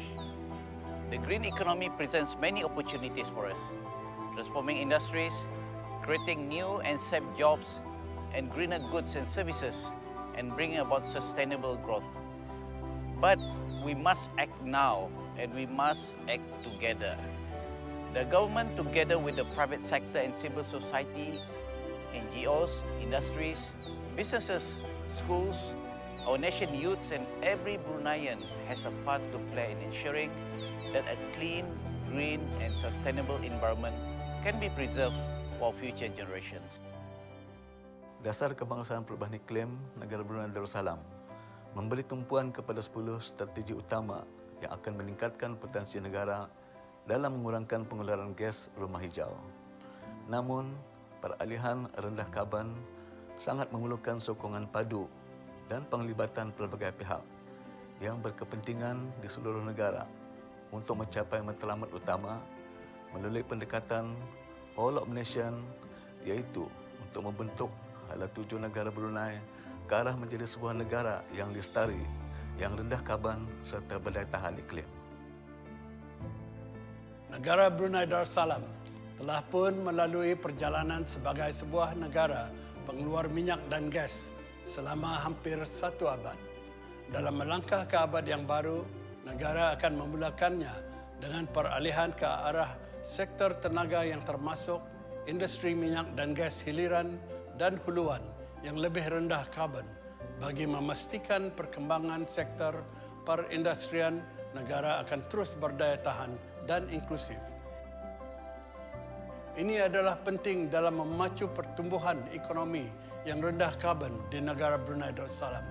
Sebahagian usaha negara ke arah ini adalah dengan memastikan sektor tenaga termasuk industri minyak dan gas mengamalkan zero routine flaring atau pembakaran rutin sifar serta menggunakan pakai teknologi yang dapat mengurangkan pelepasan gas-gas rumah hijau. Tackling climate change is an urgent challenge and we all have a role to play. At BSP, we are on a decarbonisation journey. We are focused on progressing opportunities to reduce the greenhouse emissions from our operation. We support Brunei's ambition to reduce industrial emissions with a target towards zero routine flaring by 2030. Brunei LNG are committed to be a sustainable, responsible, and trusted energy partner. Natural gas is the cleanest of all fossil fuels and a key partner to renewables for energy transition. We in Brunei LNG are strategizing to reduce emissions and integrate renewables, creating a sustainable business model to protect, compensate, and restore the environment. We are an engine of growth for the country, and our continuous revenue generation is essential in powering the progress of sustainability efforts in Brunei Darussalam and in building future capability. Negara Brunei Darussalam juga mesti sentiasa peka akan pemeliharaan alam sekitar. Hutan kita merupakan salah satu aset yang sangat berharga yang bertindak sebagai carbon sink bagi penyerapan gas rumah hijau. Oleh sebab itu, Dasar Perubahan Iklim Negara Brunei Darussalam juga mempunyai satu sasaran untuk meluaskan liputan hutan bagi tadahan karbon dengan meningkatkan aktiviti-aktiviti penanaman pokok dengan menyasarkan penanaman 500,000 pokok bagi menjelang tahun 2035. Para penuntut dan belia memainkan peranan yang penting dalam tindakan iklim. Alhamdulillah, di Syria and Region Lab terdapat peluang dan kapasiti memberi kesedaran mengenai perubahan iklim dan pentingnya mengurangkan pelepasan gas rumah hijau.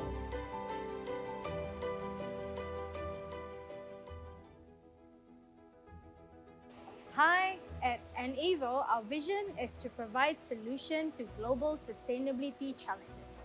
At NEVO, we also encourage sustainability through simply by closing your recycling loop.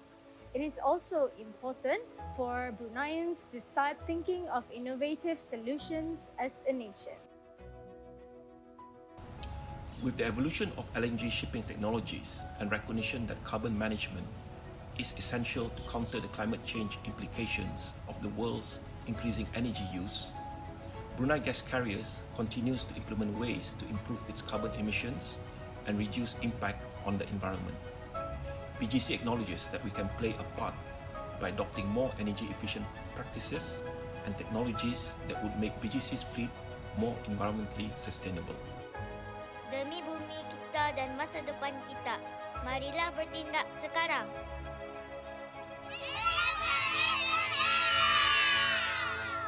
It's a climate action now.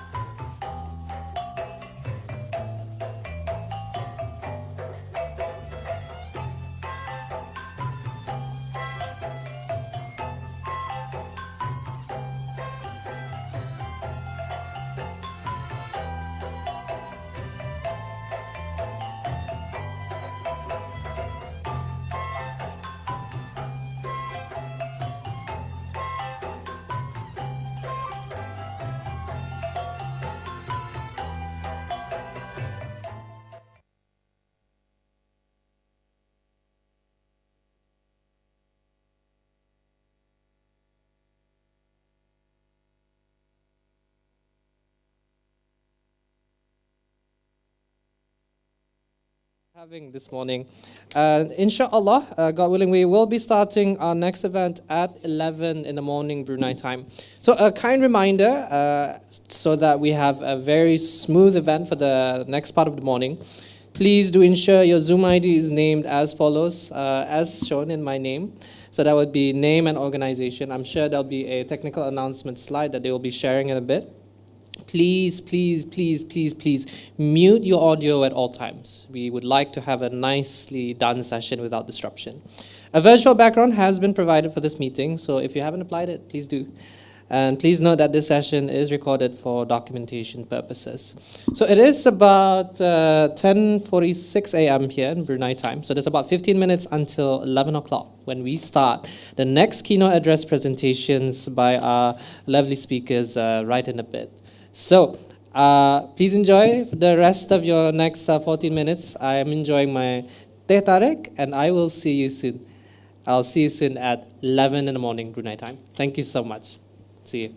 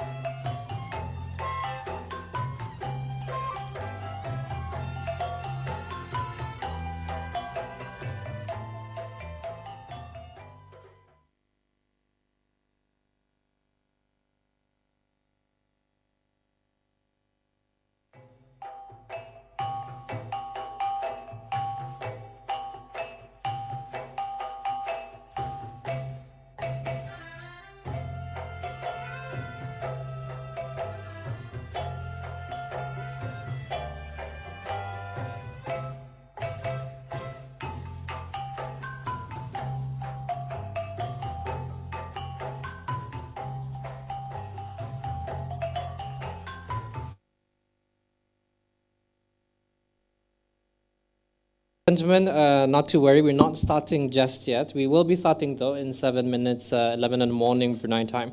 I just have a quick announcement, and I hope that you can join us at 2 in the afternoon, Brunei time today, because we will have the, excuse me, we will have the Women Engineers Summit. So the Women Engineers Summit is actually part of the CAFIO 39 set of events. The Women Engineers Summit will be looking into the untold stories of women in STEM. So just a bit of information here. So very often we hear the phrase, behind every successful man, there is a woman, yeah? So today we not only witness women being strength and key pivot of families, but women are set to assume an ultimate role behind the functioning of the whole world and success of the community or society. So that's just a little teaser for the Women's Summit that will be upcoming here. But it is indeed an important topic, as we would like to see established not just people as a whole, but women, young people in STEM careers. And how we would like to, and how do they actually uncover not just their successes, but their journey towards them in their sharing sessions later today, this afternoon. So just remember, I think we have the link somewhere within the ebook that has been shared with you. Otherwise, if you're on Instagram, you could also join in. So I'm just on Instagram looking at PUJA's handle. There are more stories there that are being posted up, and including some hyperlinks that you could join in for the upcoming events, including the Women Engineers Summit. So I'm just like sharing that to you, being an Instagram guy myself. But in any case, I think while we do have a bit of time, we do have the Young Engineers Dialogue. So that is another public event that you could check that out. Young Engineers Dialogue on the 1st December at 4 afternoon Brunei time. So come, do join me and Matthias Belayan, the Young Engineers Chairs of PUJA, where we'll be discussing the role of young engineers in tackling climate change with a panel of esteemed speakers. So lovely colleagues and friends, Ms. Shirley Sikun, Head of Energy Transition, Brunei Shell Petroleum, Dr. Sutisat Sorolump, Chairman of AFIO Disaster Preparedness and Mitigation Working Group, as well as Dina Yahya, Head of Brunei Climate Change Secretariat, BCCS, as well as a dear friend from high school, Nicholas Wong, Electrical Engineer at ED Brunei Shell Petroleum. Once again, these two events are part of the CAFIO 39 list of events that are upcoming. So please do check that out. Please do follow PUJA Brunei on Instagram. There will be more events there. There's also puja.edye for the Young Engineers events. Otherwise, we will see you soon at 11 in the morning. So that's about 5 minutes today, Brunei time. Please do make sure, I've done my housekeeping announcements earlier about putting your names, making sure your mic's muted, and we will have a lovely remainder part of the program, looking at 4 keynotes, I think. 4 keynotes. Yes, 4 keynotes, and then the end of the opening ceremony, inshallah, later at 12:45 noon today. So a lovely time ahead, and a lovely sharing of information, knowledge, as well as the future of engineers in ASEAN. And that is you being part of this event. We'll see you soon in the next 4 minutes. Thank you so much. See you soon.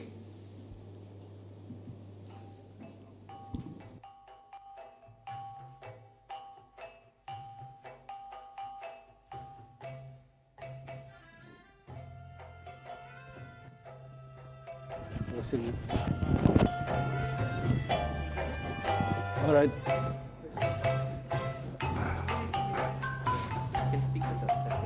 Okay, can you hear me? Okay, good. All right. Yeah, I'll remove. Okay, Glenn. I take orders.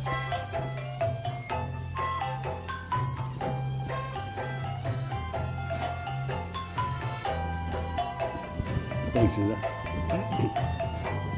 Ooh. Yeah. Okay. Matai. Mau kencangan. Gimana? Okay. All right.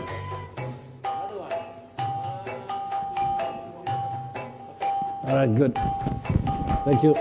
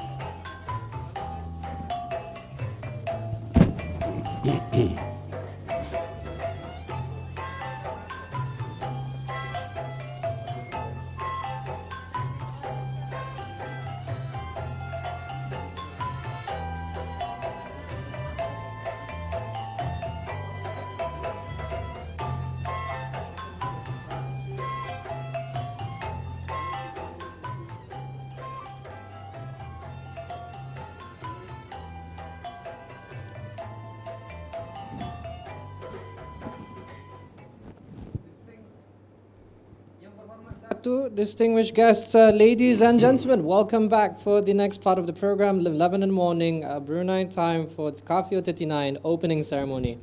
Also, just taking this opportunity, congratulations to the other AFIA Awards of Honorary Fellow to members of AFIA member organizations. You can find full lists of AFIA Awards in the Kafio 39 ebook if you haven't checked it out. Thank you so much. Now, it's my deepest pleasure. We'll be welcoming several keynote address presentations today. The first keynote presentation speech will be delivered by Yang Berhormat Datuk Seri Setia Dr. Awang Haji Matsuni bin Haji Muhammad Hussein, the Minister of Energy for Brunei Darussalam. Earlier this morning, Yang Berhormat Datuk was awarded the AFIO Distinguished Honorary Fellow for his contributions to engineering in Brunei Darussalam. Yang Berhormat Datuk's keynote speech is entitled Energy, Transition and Climate Change, Brunei Darussalam's Perspectives. Now it's my honor to hand over the floor to Yang Berhormat Datuk to deliver his keynote speech. Please. Bismillahirrahmanirrahim. Yang Berhormat Datuk Seri Setia Engineer Awang Haji Suhaimi bin Haji Ghaffar, Minister of Development Brunei Darussalam, the guest of honor. Yang Mulia Engineer Haji Muhammad Zain bin Haji Saleh, President of PUJA and Chairman of the 39th Conference of the ASEAN Federation of Engineering Organization, AFEO Heads of Delegations, AFEO Honorary Fellowship Recipients, Excellencies, distinguished guests, ladies and gentlemen, Assalamualaikum warahmatullahi wabarakatuh. A very good morning and warm greetings from Brunei Darussalam. It is an honor for me to deliver this keynote address at the 39th Kafio. I am also very humbled to accept the Distinguished Honorary Fellow Award this morning, and I would like to thank the ASEAN Federation of Engineering Organization for conferring this honor to me. Almost 50 years ago, I began my career as an engineer in the oil and gas industry. Throughout that time, I have seen the important role that engineering has played at the forefront of the energy sector, not only in Brunei Darussalam and the ASEAN region, but also globally, and how this role has evolved significantly over time. At the start of my career, the priority for us was to explore new opportunities to provide access to affordable and reliable energy to power the growth and socio-economic development of our country. Having achieved all that, this priority has now shifted. Today, more than ever, we must carefully consider the total environmental footprint, carbon emissions profiles, and their impact on environmental sustainability as the key driving force behind our activities in the energy sector. Looking into the future, I'm confident that engineering will remain at the forefront of this journey as the energy sector is transitioning to achieve and sustain net zero emissions. With that in mind, I believe that the theme of the conference this year, engineering and climate change, is both timely and pertinent. Climate change is one of the biggest threats faced by the global community, affecting the environment, terrestrial ecosystems, and biodiversity. Our dependency on carbon-based fuels has resulted in a rapid increase in the concentration of greenhouse gases, which has led to the rise of global warming and severe weather conditions. Engineering solutions are therefore required to cope with the evolving climate impacts and to prevent further emissions. In addition, even more drastic solutions might be needed to undo the already committed climate changes. Excellencies, distinguished guests, ladies and gentlemen, oil and gas was discovered in Brunei in 1929 with the first oil discovery in the Southeast Reserve Industrial Area, or now better known as Syria. We have gone through nearly a century in our journey as an oil and gas producing country. And throughout all those years, we were able to maintain our carbon negative position thanks to our primary forest cover, now standing at 72%. Brunei Darussalam's national greenhouse gas emissions hit a new high of 14.3 million tons of carbon dioxide equivalent in 2020, in which the energy sector is responsible for more than 90%. As an oil and gas producing nation, we know too well of carbon emissions released from venting and flaring activities. Although our contribution to global greenhouse gas emissions is at 0.025%, Brunei Darussalam remains committed to pave a low carbon and climate resilient pathways for a sustainable future. This commitment is also shared by industry leaders in the oil and gas sector in Brunei Darussalam. The managing directors and CEOs from our major operators such as Brunei Shell Petroleum, Brunei LNG, and Hengi Industries are now part of the Executive Committee on Climate Change. They realize that climate change has had a negative impact, especially on our upstream businesses. For example, offshore logistics and supply are becoming more challenging due to the adverse weather conditions that were brought about by global warming. In response to this challenge, most of our oil and gas operators already have a commitment to reduce significant amounts of greenhouse gas emission through zero flaring and venting. There has been active participation amongst our industry partners in forums on energy transition, conferences, and events since last year. We have seen the rise of new and emerging clean technologies with the potential to be deployed in Brunei as such. The advancement of energy storage technology, which will be very important in order to fully optimize the utilization of renewable energy. Distributed energy resources, whereby the excess generation coming from individual solar PV systems are distributed around the grid. And carbon recycling technologies, these are not new, but have undergone enhancements over the years, and we see large opportunities to deploy carbon capture, utilization, and storage to help mitigate industrial emissions from the oil and gas sector. Excellencies, distinguished guests, ladies and gentlemen, as a responsible member of the international community, we need to reduce our greenhouse gas emissions.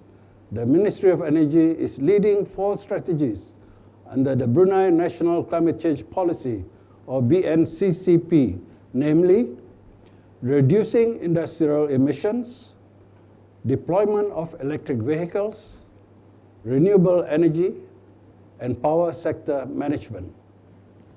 One key strategy, industrial emissions, aims to reduce overall emissions in the industrial sector through zero routine flaring and to as low as reasonably practicable. To this end, an industrial emission committee has been established to ensure collaborative implementation of initiatives and activities to achieve a reduction in GHG emissions. Another important strategy involves the use of electric vehicles, and under the BNCCP, we aim to increase the total share of EVs to 60% of annual vehicle sales by 2035. This strategy is co-led by the Ministry of Energy and the Ministry of Transport and Info Communication with the objective of reducing Brunei Darussalam's carbon emissions from the land transport sector. The key highlight under this strategy is the launch of a 2-year EV pilot project in March 2021. Towards that end, Brunei Darussalam has set up an electric vehicles joint task force to implement strategies for the future of electric vehicles in the country. This whole-of-nation approach will enable us to understand the breadth and depth of the critical success factors towards full EV implementation. Renewable energy is another key strategy under the BNCCP. The strategy aims to increase the total share of renewables to at least 30% of the total capacity in the power generation mix of the country by 2035, mainly using solar photovoltaic. Earlier in the year, we witnessed the launch of multiple solar projects, including a 3.3 megawatt solar PV plant in Syria, a project under Brunei Shell Petroleum, and the installation of solar panels in government and commercial buildings in the Temburong district. In the short to medium term, the ministry is working to implement future projects totaling 100 megawatt by 2025. The fourth and final strategy under the purview of the Ministry of Energy in this endeavor is power management. This strategy aims to reduce greenhouse gas emissions from power generation by at least 10% by 2035. We aim to do this by reducing carbon emissions contribution in the power sector, by focusing on increasing energy efficiency and conservation on both the supply and demand sides. The key highlight is the introduction of the Standards and Labeling Order to promote the use of high-efficiency electrical appliances in compliance with the minimum energy performance standard. It also supports the environmental credentials of the energy sector through the use of high-efficiency appliances that are eco-friendly. Excellencies, distinguished guests, ladies and gentlemen, another major initiative that Brunei Darussalam has embarked on to promote low-carbon energy is the use of hydrogen. We collaborated with the Advanced Hydrogen Energy Chain Association for Technology Development, Japan, in 2019 for the world's first global hydrogen supply chain demonstration project, which saw the successful transportation of hydrogen under atmospheric conditions over a long distance covering almost 4,000 kilometers from Brunei to Japan through normal conventional shipping. The project involves binding the hydrogen produced at a hydrogen demonstration plant in the Sungai Liang Industrial Park in Brunei into a stable organic compound called methyl cyclohexane. Notably, the project has successfully and safely produced and transported 1,769 tons of MCH, which is equivalent to transporting 112 tons of hydrogen. The demonstration project is currently extended for another year to further mature the transportation medium. Excellencies, distinguished guests, ladies and gentlemen, global and regional challenges require global and regional solutions.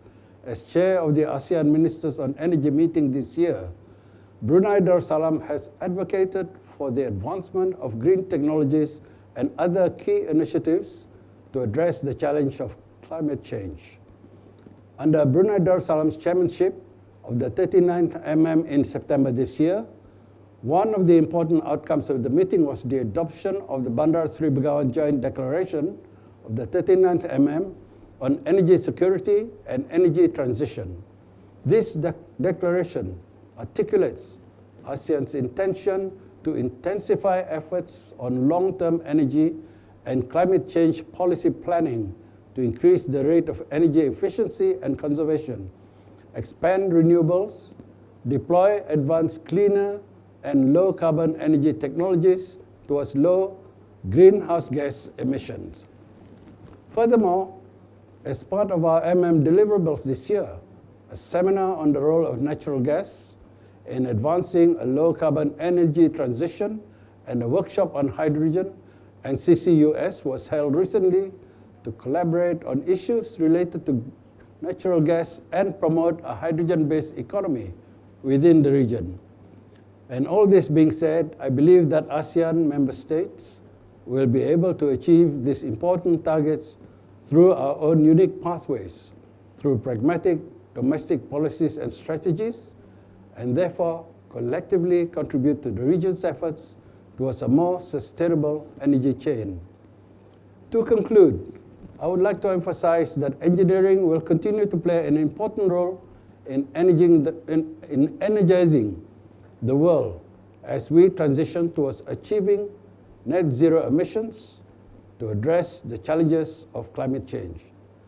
tackling climate change will not only require technology, innovation, or financial commitment, but most importantly, it requires us all to work together. That is my hope for the future, and I'm sure that we all share this collective aspiration to make our world a brighter, yet cleaner, and more sustainable place, especially for our future generations. Let me once again express my sincere appreciation to the organizers. And lastly, I wish the conference every success. May all of you have a very fruitful discussion. Thank you very much. Wabillahi taufiq wal hidayah. Wassalamu alaikum warahmatullahi wabarakatuh. Thank you so much, Yang Berhormat Datu, for that first keynote this morning. Distinguished guests, ladies and gentlemen, the second keynote speaker is Yang Mulia Professor Dr. Dayang Hajah Zohrah binti Haji Sulaiman. She's the Vice Chancellor of University Technology Brunei, and under her leadership, UTB has achieved the QS5+ Star Award last November 2021. Yang Mulia Professor received the Afia Honorary Fellow Award at this morning's award ceremony. And Yang Mulia Professor will be delivering a keynote speech entitled Engineering Innovations in Climate Change Actions. We give the floor to Yang Mulia Professor to deliver her keynote speech. Yang Mulia Professor, please.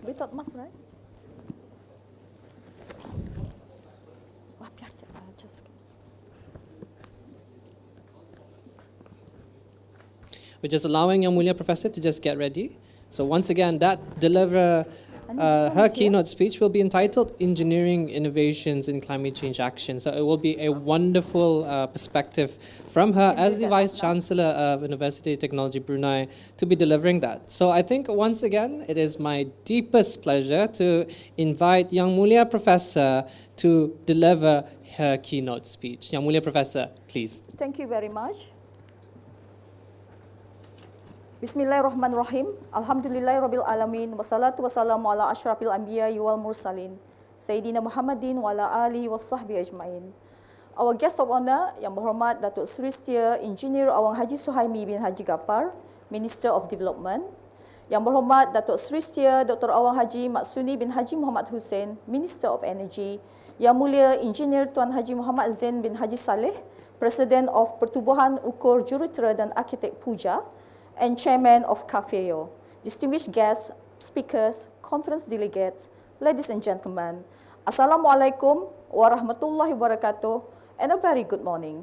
First and foremost, I would like to congratulate Pertubuhan Ukur Jurutera dan Arkitek PUJA Brunei for the success of opening ceremony of the 39th Conference of the ASEAN Federation of Engineering Organization this morning. It is indeed a privilege to be here today to deliver a keynote speech on engineering innovations in climate change actions, especially in the context of University Technology Brunei as a higher education institution in Negara Brunei Darussalam.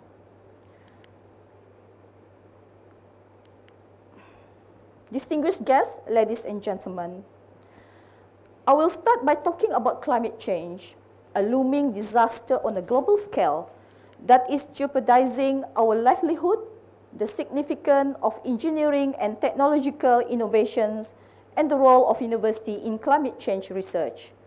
Climate change refers to a long-term shifts in temperature and weather patterns caused by global warming. Global warming is caused by the heating of Earth's atmosphere due to anthropogenic greenhouse gases emissions due to human activities. These greenhouse gases, mainly carbon dioxide, absorb radiation and prevent heat from escaping the atmosphere. Since the start of the Industrial Revolution, fossil fuels are extracted and burned for energy generation to maintain our comfortable livelihood, but we are doing this in the expense of the planet's future and our habitat.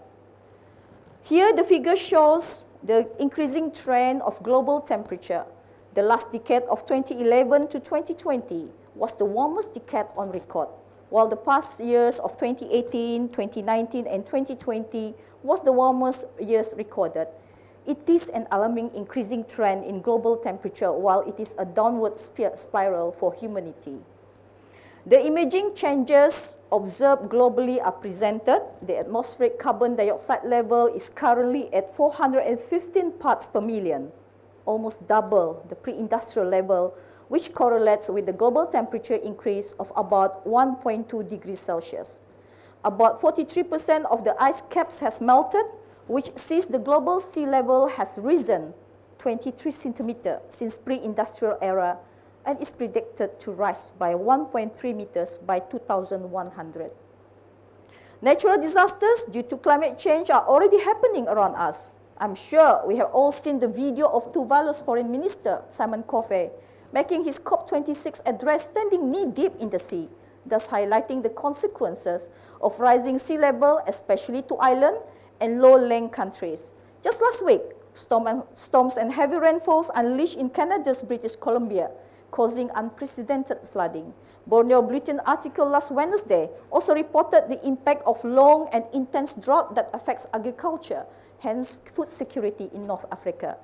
And we are all aware of the calamity of the 2019-2020 wildfires in Australia. It is undeniable the adverse impacts of climate change is already transpiring before our very eyes. Closer to home, Brunei Darussalam, although a small nation, is also impacted by climate change. Report from the first Brunei National Climate Change Policy launched last year reveal alarming data. Among others, Brunei has already experienced temperature increase of 0.25 degrees Celsius per decade, with further projected increase at the rate of 0.4 degrees Celsius per decade. Wildfire is a common sight during the hot dry season, while heavy rainfall causes flash floods and landslides. In a global scale, concerted effort was put forward to avoid irreversible climate disasters. The Paris Agreement was signed in 2016. The agreement has three main objectives. First, and most importantly, is to limit the average global temperature increase to well below 2 degrees Celsius, with a recommended level of 1.5 degree. Secondly, is to enhance climate resilience and adaptation, and finally, to provide climate financial resources. To achieve the first objectives, countries committed to the Paris Agreement are all responsible, regardless how small, to keep temperature increase to the recommended 1.5 degrees Celsius by reducing global emissions by 45% in 2030 and reaching net zero emission by 2050. Here, technological and engineering innovation can contribute immensely to the global reduction of carbon emissions. Engineering, as we know, and technological innovation, we know that will play a vital role and central role in driving climate mitigation and adaptation efforts. Mitigative technologies are needed to reduce greenhouse gases emission through use of clean energy, effective and efficient use of resources, and eliminating waste, while adaptive technologies allow society to respond appropriately and sustainably to the changing climate landscape. There are existing technologies that are utilized to reduce carbon emission and slow down climate change. Renewable energy technologies such as solar and wind energy has long been established, as well as the relatively fresher technologies in tidal and ocean thermal energy, while carbon capture and storage technologies dates to the 1970s.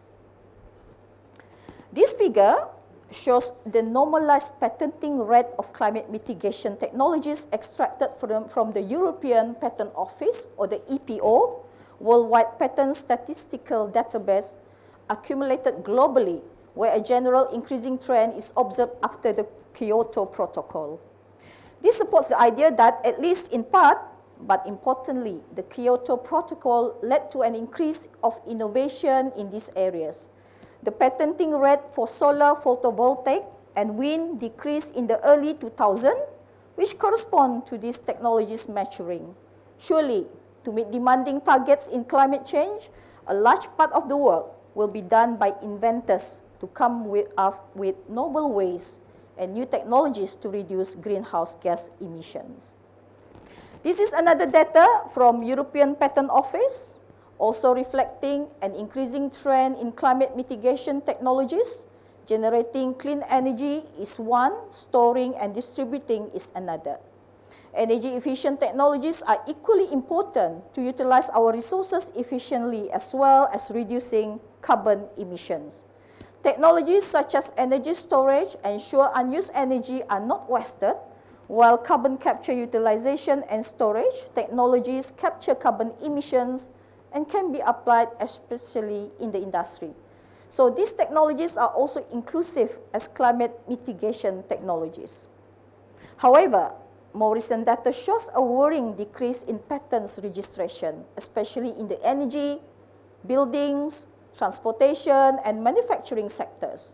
What's even more baffling is, this trend is not seen in other areas such as general engineering, ICTs, and even environmental technologies. One possible explanation of this drop is due to the maturity of such technologies. In a similar finding, from a different study where there is also a drop of annual growth in climate mitigation technologies, it was rationalized that this drop is due to low oil and carbon prices and increasing technological maturity for some technologies, such as solar photovoltaics. Unfortunately, oil prices play a deciding factor in innovation. Between 2013 and 2017, the annual growth rate in innovation has decreased corresponding to the low oil and carbon price, and this trend is reflected in the decline of patent registration previously shown. Another data from the same study shows that the top 10 countries in climate mitigation technologies, where they alone are responsible for 80% of new technologies and innovation. Their analysis shows an annual growth rate of 10% from 1995 to 2021 in high-value invention. Unsurprisingly, developed countries are leading in innovation, which other countries will also benefit as technologies and knowledge are easily transferred and communicated nowadays. At the same time, higher institutions such as UTB plays a key role in initiating innovation together with relevant stakeholders, authorities, and industries. Now, let me share with you our university research and innovation activities related to climate change. There are 6 research trusts in UTB based on multidisciplinary research philosophy and in line with Wawasan Brunei 2035. The research trusts are energy, digital and creativity, sustainable built environment, wellness, agri-food, and society and enterprise. UTB also has 3 research centers which focus on niche areas of research and address major engineering and scientific challenges of national importance. The research centers are Center of Transport Research, Center for Innovative Engineering, and Center for Research on Agri-Food Science and Technology. I would like to bring sustainable development goals as well, in which SDG 13, as you can see that I highlighted in red square, is to do with urgent action to combat climate change and its impacts.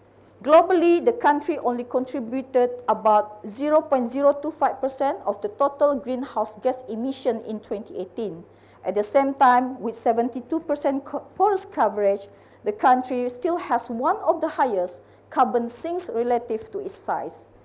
The environmental aspects of the 2030 Agenda for Sustainable Development are in line with Wawasan Brunei 2035, whereby Brunei Darussalam aims to develop and maintain a high quality of life while ensuring the preservation of its natural environment. A whole-of-nation approach to Green Brunei, for example, conducting education programs on topics related to climate change and sustainable development.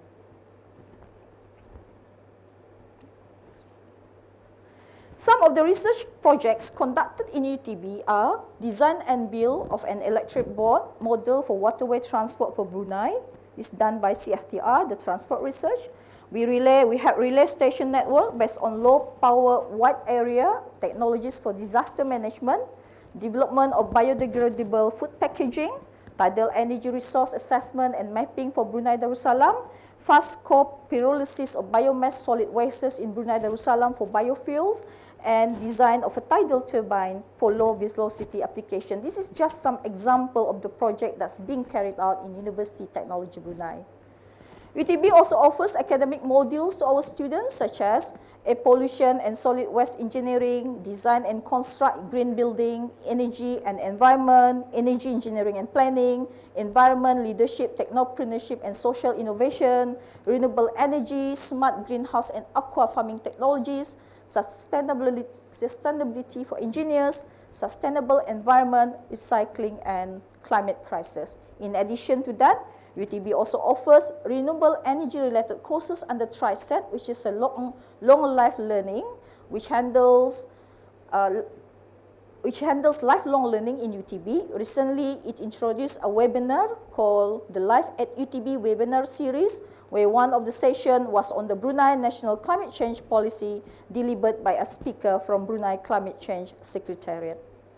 In addition to research and project activities, UTB takes its role as an engineering and technology university seriously by giving a platform to the public, bright young minds and innovators in Brunei Darussalam to showcase their creative talents. Introduced in 2005, Cipta is a biannual competition aims to encourage and develop the culture of inventions and innovations in Negara Brunei Darussalam to inspire the public, especially youth, to develop creative product, process, and technologies. The 9th chapter wrapped up in June this year with highest ever number of participation. The projects competed varies and mainly include climate change mitigation and adaptation technologies such as flood protection, sustainable food smart, and green technologies. In closing, although we have seen the decline in climate change technologies, innovations globally, here in Brunei Darussalam, we hope to keep the innovative culture alive. Engineering and technological innovation has and will continue to play a significant role in tackling climate change. To end my speech, I would like to once again thank Pertubuhan Ukur Jurucerita dan Arkitek PUJA Brunei for inviting me to deliver this keynote speech. I would also like to take the opportunity to thank the organizing committee for your tireless efforts in making this event a success. Thank you. Wabillahi taufiq wal hidayah. Wassalamualaikum warahmatullahi wabarakatuh. Thank you to the lovely young Mulia Professor. That was the Vice Chancellor of University Technology Brunei on her keynote speech, Engineering Innovations in Climate Change Actions. Thank you so much. Distinguished guests, ladies and gentlemen, we will now welcome the last keynote speech that will be delivered by Yang Berbahagia Datuk Seri Engineer Dr. Zaini bin Ujang. Yang Berbahagia Datuk is the Secretary General for the Ministry of Environment and Water Malaysia since 2020. He has published 45 books, more than 300 scientific papers, journal articles, and received numerous awards and professional recognitions in areas in environmental sustainability, energy security, and green technology. Yang Berbahagia Datuk will present a keynote speech entitled Climate Action Towards Net Zero Greenhouse Gases Emission. Quite fascinating. So now we will give the floor to Yang Berbahagia Datuk to deliver his keynote speech. Yang Berbahagia Datuk, please.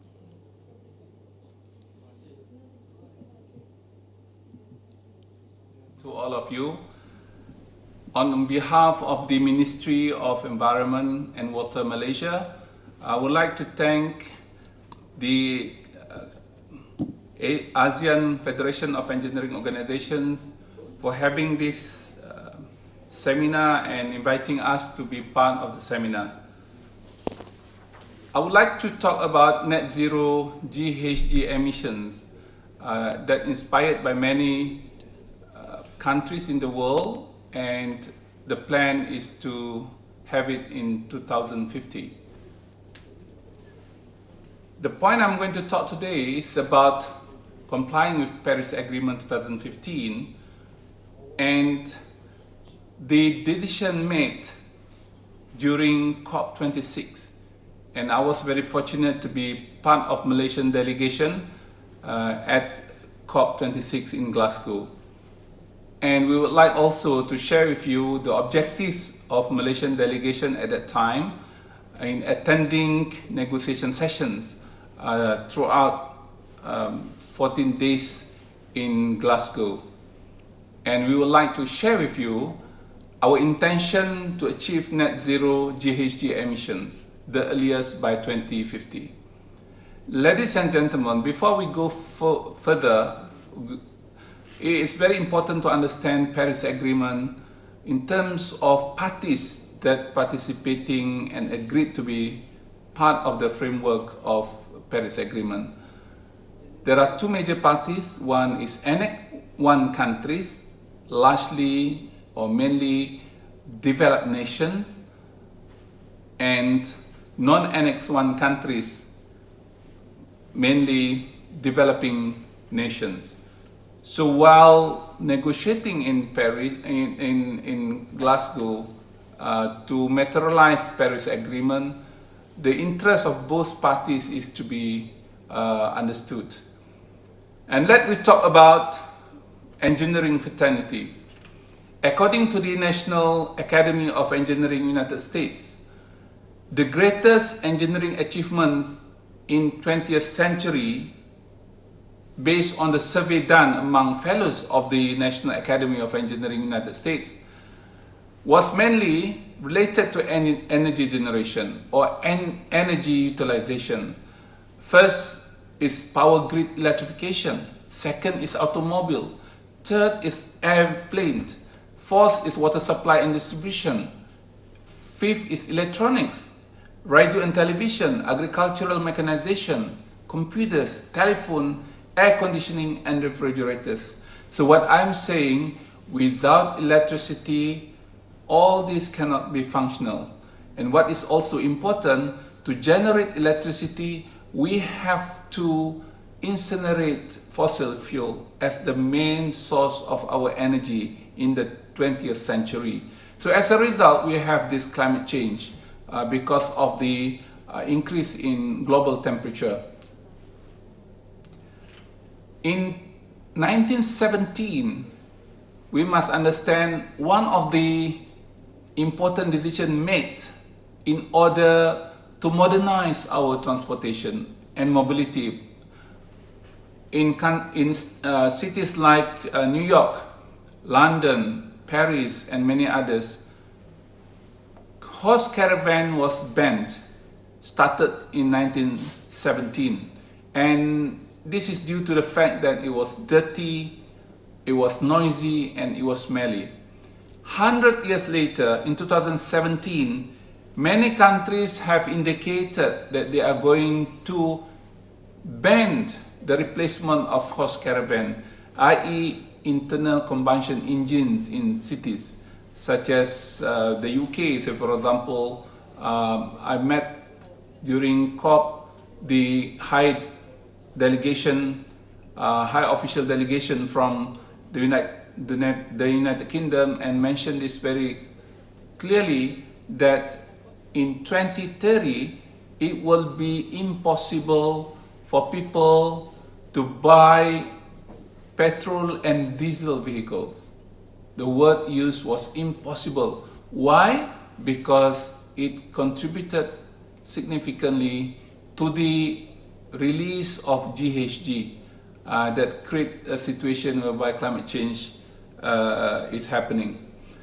So during COP26, the emphasis was mainly to reduce greenhouse gases and how to increase greenhouse gases offsetting capability.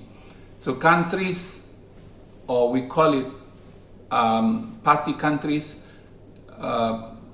discuss with the principle common but differentiated responsibilities with respective capabilities. It means that greenhouse gases in terms of emission is common, climate change is common to everyone, but we have to differentiate our responsibilities based on our capabilities. Yeah? So this is the principles of Paris Agreement. Annex 1 countries provide funding, technology and expertise, whereas non-Annex 1 countries supported by Annex 1. So if people ask what is to be the outlook for the future, it will be based on what has been agreed upon. Yeah? So this is the principle. So let's talk about climate change ecosystem. In the future, when we talk about pollution, we talk about environmental protection, we had many parameters. But since Paris Agreement, and prior to that we had Kyoto Protocol, the emphasis is now given to a major currency called carbon. Why carbon? Because carbon constitutes most of the greenhouse gases. The greenhouse gases, it's a lot of them. Many countries concentrating on 7 greenhouse gases. 4 out of 7 are carbon-based. This is very important for us to understand. And the strategic approach is to reduce carbon emission. It could be led to net zero conditions and to increase carbon sink. The methodology is using green technology. So we have electric vehicles, we have non-fossil fuel based power generation, and many others. And methodology is using green cover, natural based, i.e. forestry, peatlands, or we can use technology based, i.e. carbon capture and storage, for example. So what is the systemic solution? There are 2. One is green and low carbon lifestyle. Second is green and circular economy. Let's talk about these 2 first. That relates to climate financing, that relate to circularity culture. When we talk about what to be done, if we were to outline 10 key solutions needed to reduce greenhouse gas emissions, we all know one of them is to phase out fossil fuel. To start with, say for example, in COP26, we were at that time discussing about whether coal to be retired first, because it has been there for more than 200 years, and the deposit of coal is very, I think, scarce now throughout the world. And second is invest in clean energy and efficiency, retrofit buildings, decarbonize industries, shift to electric car, increase public transport, decarbonize aviation and shipping, halt deforestation and restore degraded lands, reduce food loss and waste, and many more things. Yeah. So in essence, we know already we could phase down coal plant or phase out coal plant. It is not an issue for countries like Malaysia because we are in the process of phasing out coal plant. The latest coal plant to be in existence in Malaysia, if any, will be in 2044. We have 8 out of 42 plants, fossil fuel plant in the country, and the rest are largely from gas. So what I'm saying, we know already how to reduce emission, GHG emission. The question is how can we do it? Yeah. So and this is largely related to energy. Energy is 73% of the source of global greenhouse gas emission by sector. If we look into the inventory of GHG emission based on biennial update reports 2020 in Malaysia, reporting 2016, we see that energy sector contributes 79.44%. And it is now declining from 253 million ton CO2 equivalent to 251 CO2 equivalent in 2016. But we have issues on land use and land use change and forestry emission, whereby at the moment there's a lot of construction taking place in Malaysia for new township, new infra, largely related to railway connectivity, as well as highways in Sabah and Sarawak, say for example. So we expect land use and land use change and forestry will be increased in terms of emission in the near future, but it will not be long until we can settle down and stabilize. What is needed and what is important for countries like Malaysia, Indonesia, Thailand, the Philippines in particular, I think, is the fact that we have a lot of removal capability. This is what we call land use and land use change and forestry. Let me talk about it later. But overall, Malaysian has indicating that we are increasing in terms of total emission. Yeah, with LULUCF from 49.24 in 2014 became 75.49. This is important for us to note, and this should be reversed. If you look into GHG emission in Malaysia, historically from the year 1990, the release of GHG emission is steadily increasing, but we are very fortunate. You can see that the positive gas emission indicating the emission, and the negative indicating the offsetting value. The more offsetting value, the better. The lower the emission of GHG is something that we have to handle. Yeah. So countries, as I mentioned, like Malaysia, we are fortunate because it's about 55.7% of our land use in Malaysia is reserved forest. It's not only forest, but reserve forest that we have to maintain, and we want to develop the area, we have to replace with other areas. So in essence, in order to go net zero, A plus B must equal 0, according to the chart that I'm showing. At the moment, we are net positive. We could be net negative in Malaysia because we have the forestry and peatlands in the country, so we just expand them. This is the intention of Malaysian government. At the moment, we are now growing 100 million new trees a year.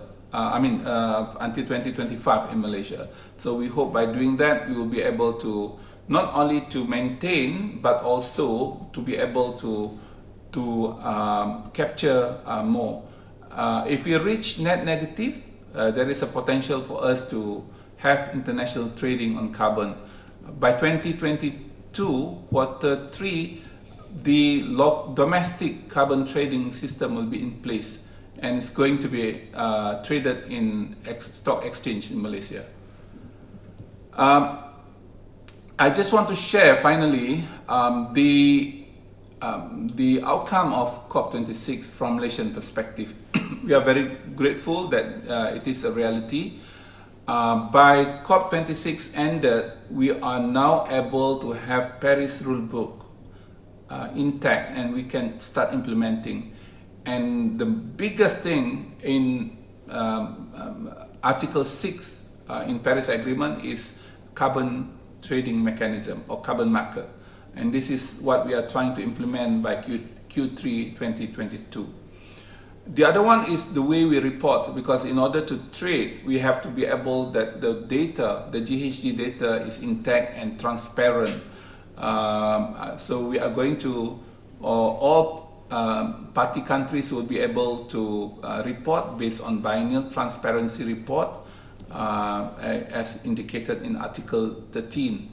And by 2022, global goal on adaptation will be completed, and as mentioned in Article 7, and this is very important, Malaysia also will be preparing our adaptation plan in 2022.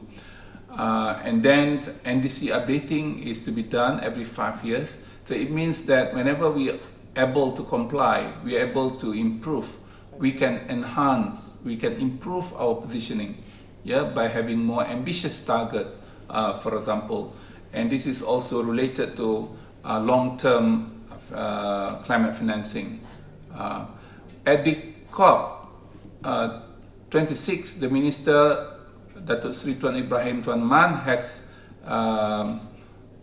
mentioned about few things in Malaysia. One is our updated NDC in 2021 by increasing from 35 to 45% GHG reduction, and minimum of 50% forest cover will be there. At the moment, 55.7.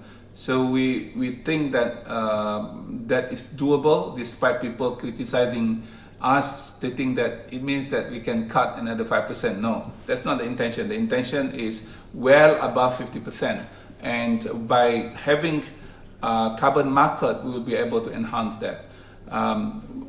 We plan also to reduce disposal of solid waste in landfill, because this will not only produce CO2 but also methane. Methane is the second most important GHG chemicals that we want to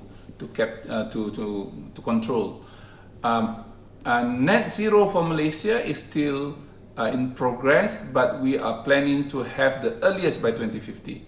The planning for net zero will be under long-term low emission development strategy to be completed in 2022, so that after 2022 we'll be able to exactly know what is our positioning, what is our mitigation measures, what will be our adaptation strategy and implementation.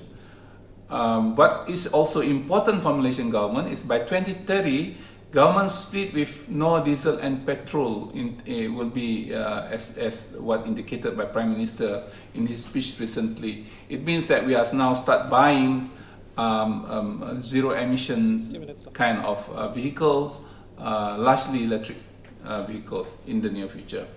By 2022, say for example, as indicated in the budget speech by Ministry of Finance recently, that a special incentive will be given to electric vehicles, tax break for not only to the vehicles but also for the charging station, and ESG policy for listed corporation to be enhanced. So lastly, I would like to mention about what will be our future progress in climate change policy related. As I mentioned earlier, Malaysian government is very committed. Malaysia Climate Change Council has been initiated this year, chaired by Prime Minister. We had 2 meetings this year. Completion of Malaysia's updated NDC to UNFCCC has been completed as well. National Low Carbon Cities Blueprint has completed, Low Carbon Mobility also completed, and we are in the midst of completing development of carbon market mechanism, establishment of greenhouse gas inventory center, review of our existing climate change policy we started in 2009, development of climate change legal framework is to be finalized in December, and then preparation next year for 4th national communication and biennial update reports to United Nations Framework Convention on Climate Change, long-term low emission development strategy will be finalized next year, as well as national adaptation plan and carbon market. So generally, I think we are very busy this year and next year in order to prepare the ground forwards towards net zero carbon, the earliest by 2050. With that, I thank everyone for giving me this opportunity to share the interest of Malaysian government. The policy is in place, and I hope that we can, together with the fraternity of engineering professionals, to embark on climate change and climate change action. Thank you very much. Assalamualaikum warahmatullahi wabarakatuh. Thank you, Yang Berbahagia Dato, for joining us. That was a keynote speech entitled The Climate Action Towards Net Zero Greenhouse Gases Emission. So distinguished guests, ladies and gentlemen, it is about 11:53 a.m. morning Brunei time, and we have actually arrived to the conclusion of the opening ceremony. On behalf of Brunei Darussalam, we would like to take this opportunity to thank the esteemed members of the AFIO, Yang Berhormat Dato, and Your Excellencies and distinguished guests for your incredible, valuable time this morning, wherever you are. We have now reached the end of the opening ceremony, and we will have our lunch break at 2 p.m. This afternoon. We have our lunch break until 2 p.m. this afternoon, actually. For Brunei time, we will have two programs for this afternoon, which are the Women Engineers Summit and the Energy Forum. So these two events will be running in parallel. There are virtual events which are open for anyone who is interested. So there's the Women Engineers Summit. It's a sharing of success stories by women in science, technology, engineering, and maths, STEM. Meanwhile, in the Energy Forum, there'll be a sharing of journeys towards net zero. So please do check that out. I think we'll have more information on the ebook as well as on the Instagram PUJA Brunei if you have not joined and followed us on Instagram. This year's conference also features 39 technical papers to be presented by speakers from all 10 ASEAN countries, from countries like Indonesia, Japan, and Scotland. So that's another exciting portion of the program, as a virtual presentation of papers on 1st and 2nd December. So that's 9:30 in the morning to 1 p.m. afternoon, Brunei time, to those open to those who are interested. Finally, there is the one that I'm probably biased for, the 1st December on 4:30 p.m. Join me as I moderate a dialogue session to discuss the role of young engineers in tackling climate change with our esteemed panelists, together with Matthias Blayan. So once again, to know more about CAFIO 39, please visit www.pujajournal.com, PUJAJOURNAL.com, or Instagram, once again, at PUJA Brunei. So we do apologize for any shortcomings in today's proceedings and wish you a productive conference and meetings ahead indeed. But once again, my name is Fadli. You can check me out at my Fadli Mzaini handle on Instagram. Live from Brunei Darussalam. It has been an honor to be hosting you. For those who are seeing me later this afternoon, I'll see you then. But let us remember to take care, prepare, prosper, bersama-sama, together. Wabillahi taufiq wal hidayah. Wassalamu alaikum warahmatullahi wabarakatuh. Please take care. Enjoy your lunch. Take care. Stay safe. Goodbye.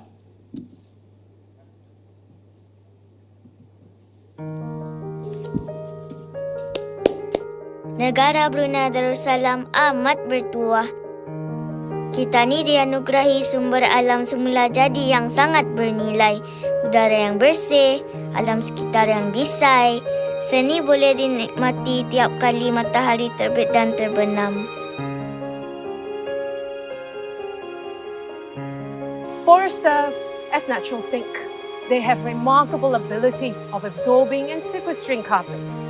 As we depend on natural forests for our survival and in combating climate change impacts, it is therefore important for Brunei to preserve its natural ecosystem, conserve its biodiversity, and safeguard its natural assets.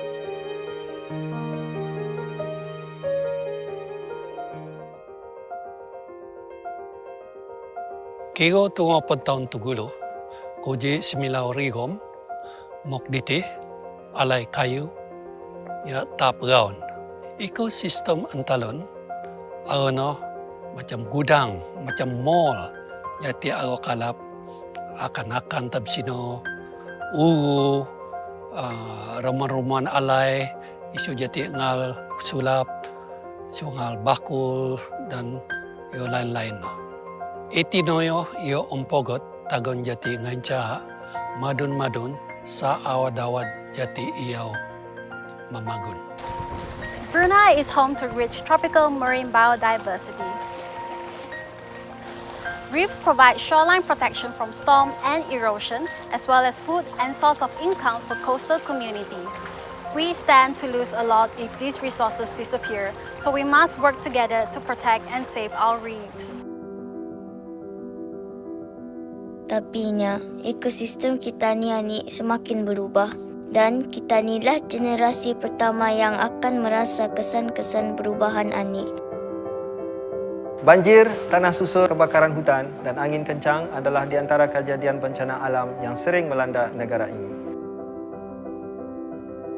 Keadaan cuaca yang semakin tidak dapat dijangkakan memberikan cabaran kepada operasi respon dan pemulihan bencana untuk dilaksanakan oleh agensi-agensi bertindak, khususnya bagi menjaga kesejahteraan mereka yang terjejas oleh kejadian seperti banjir.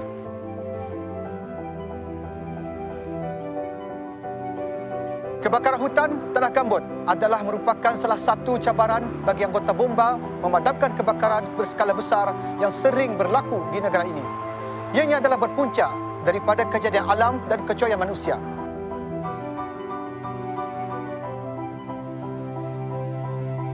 Perubahan iklim merupakan salah satu ancaman global yang paling mencemaskan pada masa ini.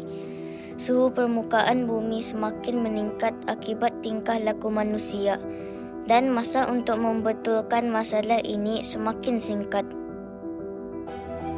The Brunei Darussalam National Climate Change Policy is guided by the principles of achieving Wawasan Brunei 2035 and promoting Brunei's economic security, sustainability and prosperity through a low carbon approach. The green economy presents many opportunities for us, transforming industries, creating new and safe jobs, and greener goods and services, and bringing about sustainable growth. But we must act now, and we must act together. The government, together with the private sector and civil society, NGOs, industries, businesses, schools, our nation youths, and every Bruneian has a part to play in ensuring that a clean, green and sustainable environment can be preserved for future generations. Dasar kebangsaan perubahan iklim negara Brunei Darussalam memberi tumpuan kepada 10 strategi utama yang akan meningkatkan potensi negara dalam mengurangkan pengeluaran gas rumah hijau.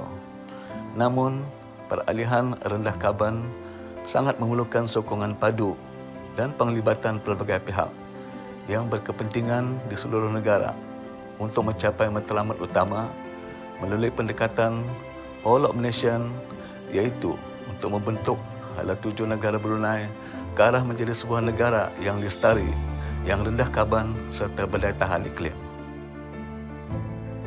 Negara Brunei Darussalam telah pun melalui perjalanan sebagai sebuah negara pengeluar minyak dan gas selama hampir 1 abad. Dalam melangkah ke abad yang baru, negara akan memulakannya dengan peralihan ke arah sektor tenaga yang termasuk industri minyak dan gas hiliran dan huluan yang lebih rendah karbon bagi memastikan perkembangan sektor perindustrian negara akan terus berdaya tahan dan inklusif.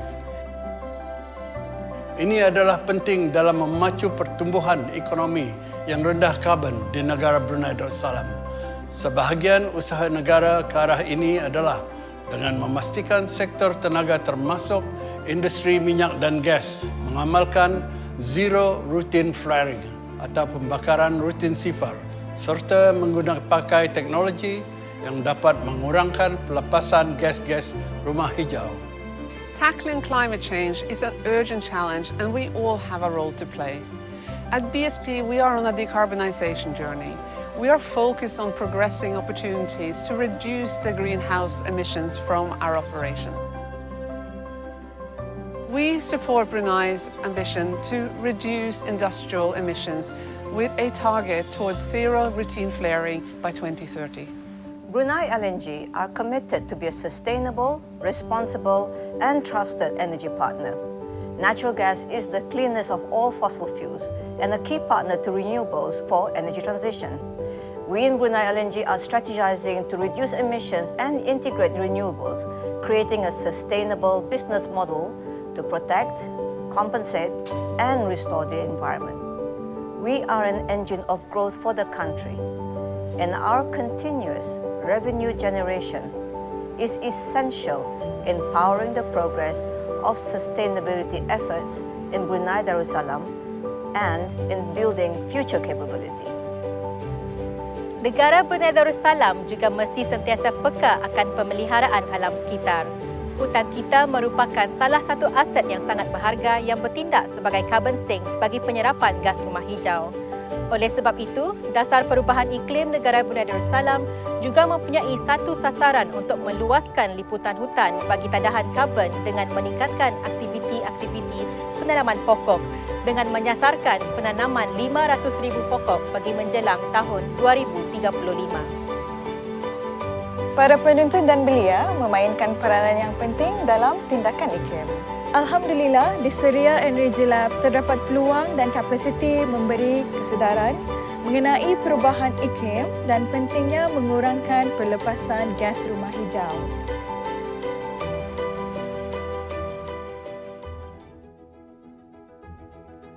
Hi, at NEVO, our vision is to provide solution to global sustainability challenges. At NEVO, we also encourage sustainability through simply by closing your recycling loop. It is also important for Bruneians to start thinking of innovative solutions as a nation. With the evolution of LNG shipping technologies and recognition that carbon management is essential to counter the climate change implications of the world's increasing energy use, Brunei Gas Carriers continues to implement ways to improve its carbon emissions and reduce impact on the environment. BGC acknowledges that we can play a part by adopting more energy-efficient practices and technologies that would make BGC's fleet more environmentally sustainable. Demi bumi kita dan masa depan kita, marilah bertindak sekarang.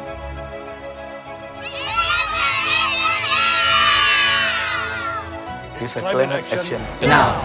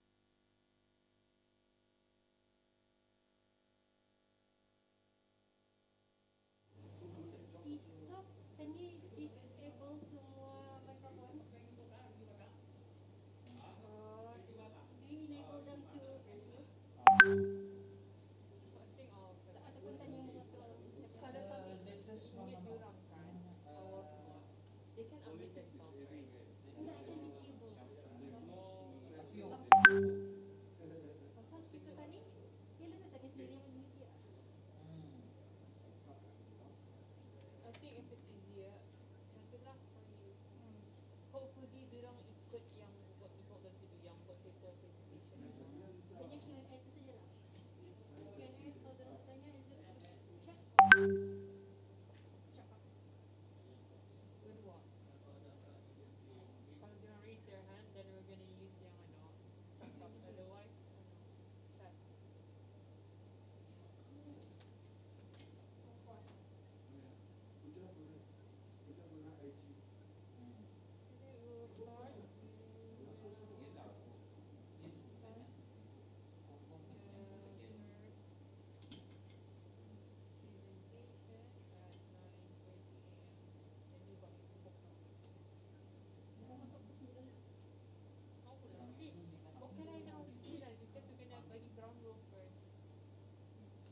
Siapa yang post arah Puja Brunei ni? Kamu? Me. Really? Already? So fast? Multitask ke pulang? Huh? Ikatan ni ada. The Wajah. Ministry of Energy saw the Puja post. It's like, Yeah. Yeah. well done. Yeah.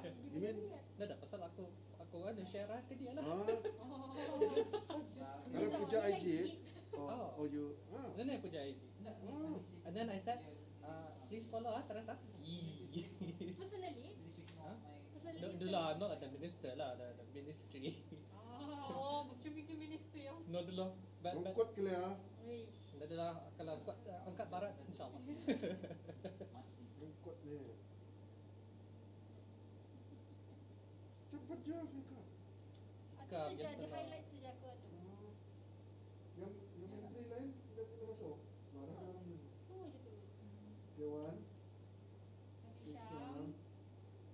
One by one. Aku nak kena marah terus.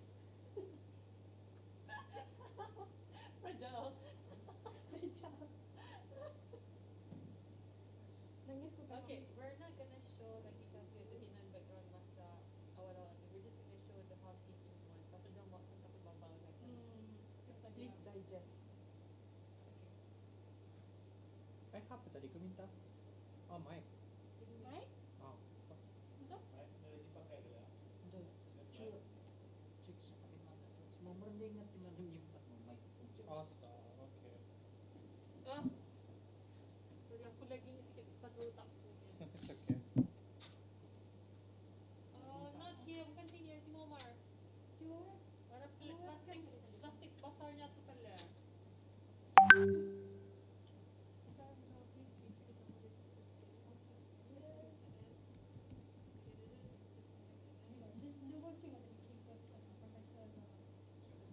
Sekali aku melihat dia klik ingat, dia jadi ingat klik sendiri.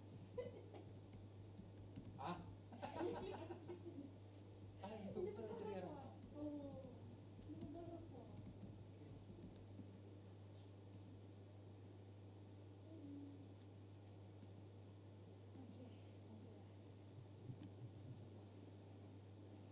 What happened to the guy driving on the wrong side? Police investigated. Don't know lah what happened, whether drunk or what. India kan? India kan? Hah? India. Dah pasti.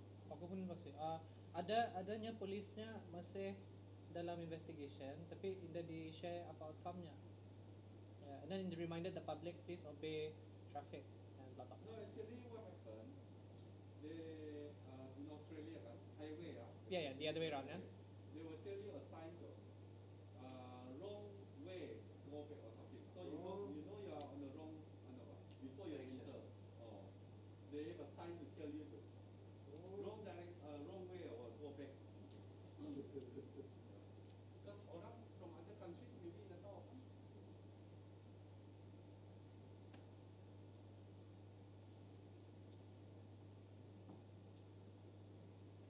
Luckily, no accident.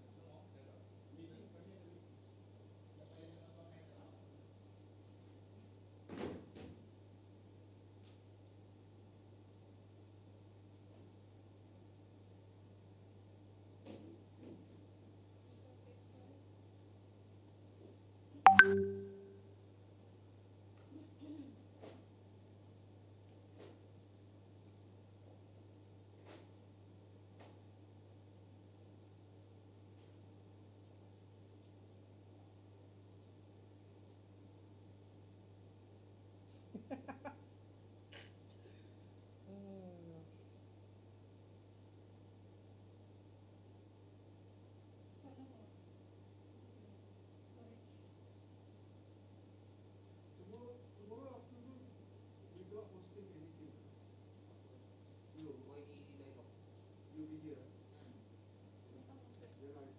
saja nih ambil. Apa? Itu salah. Jadi oleh-oleh. Oh. Kami bergambar sama menteri tadi.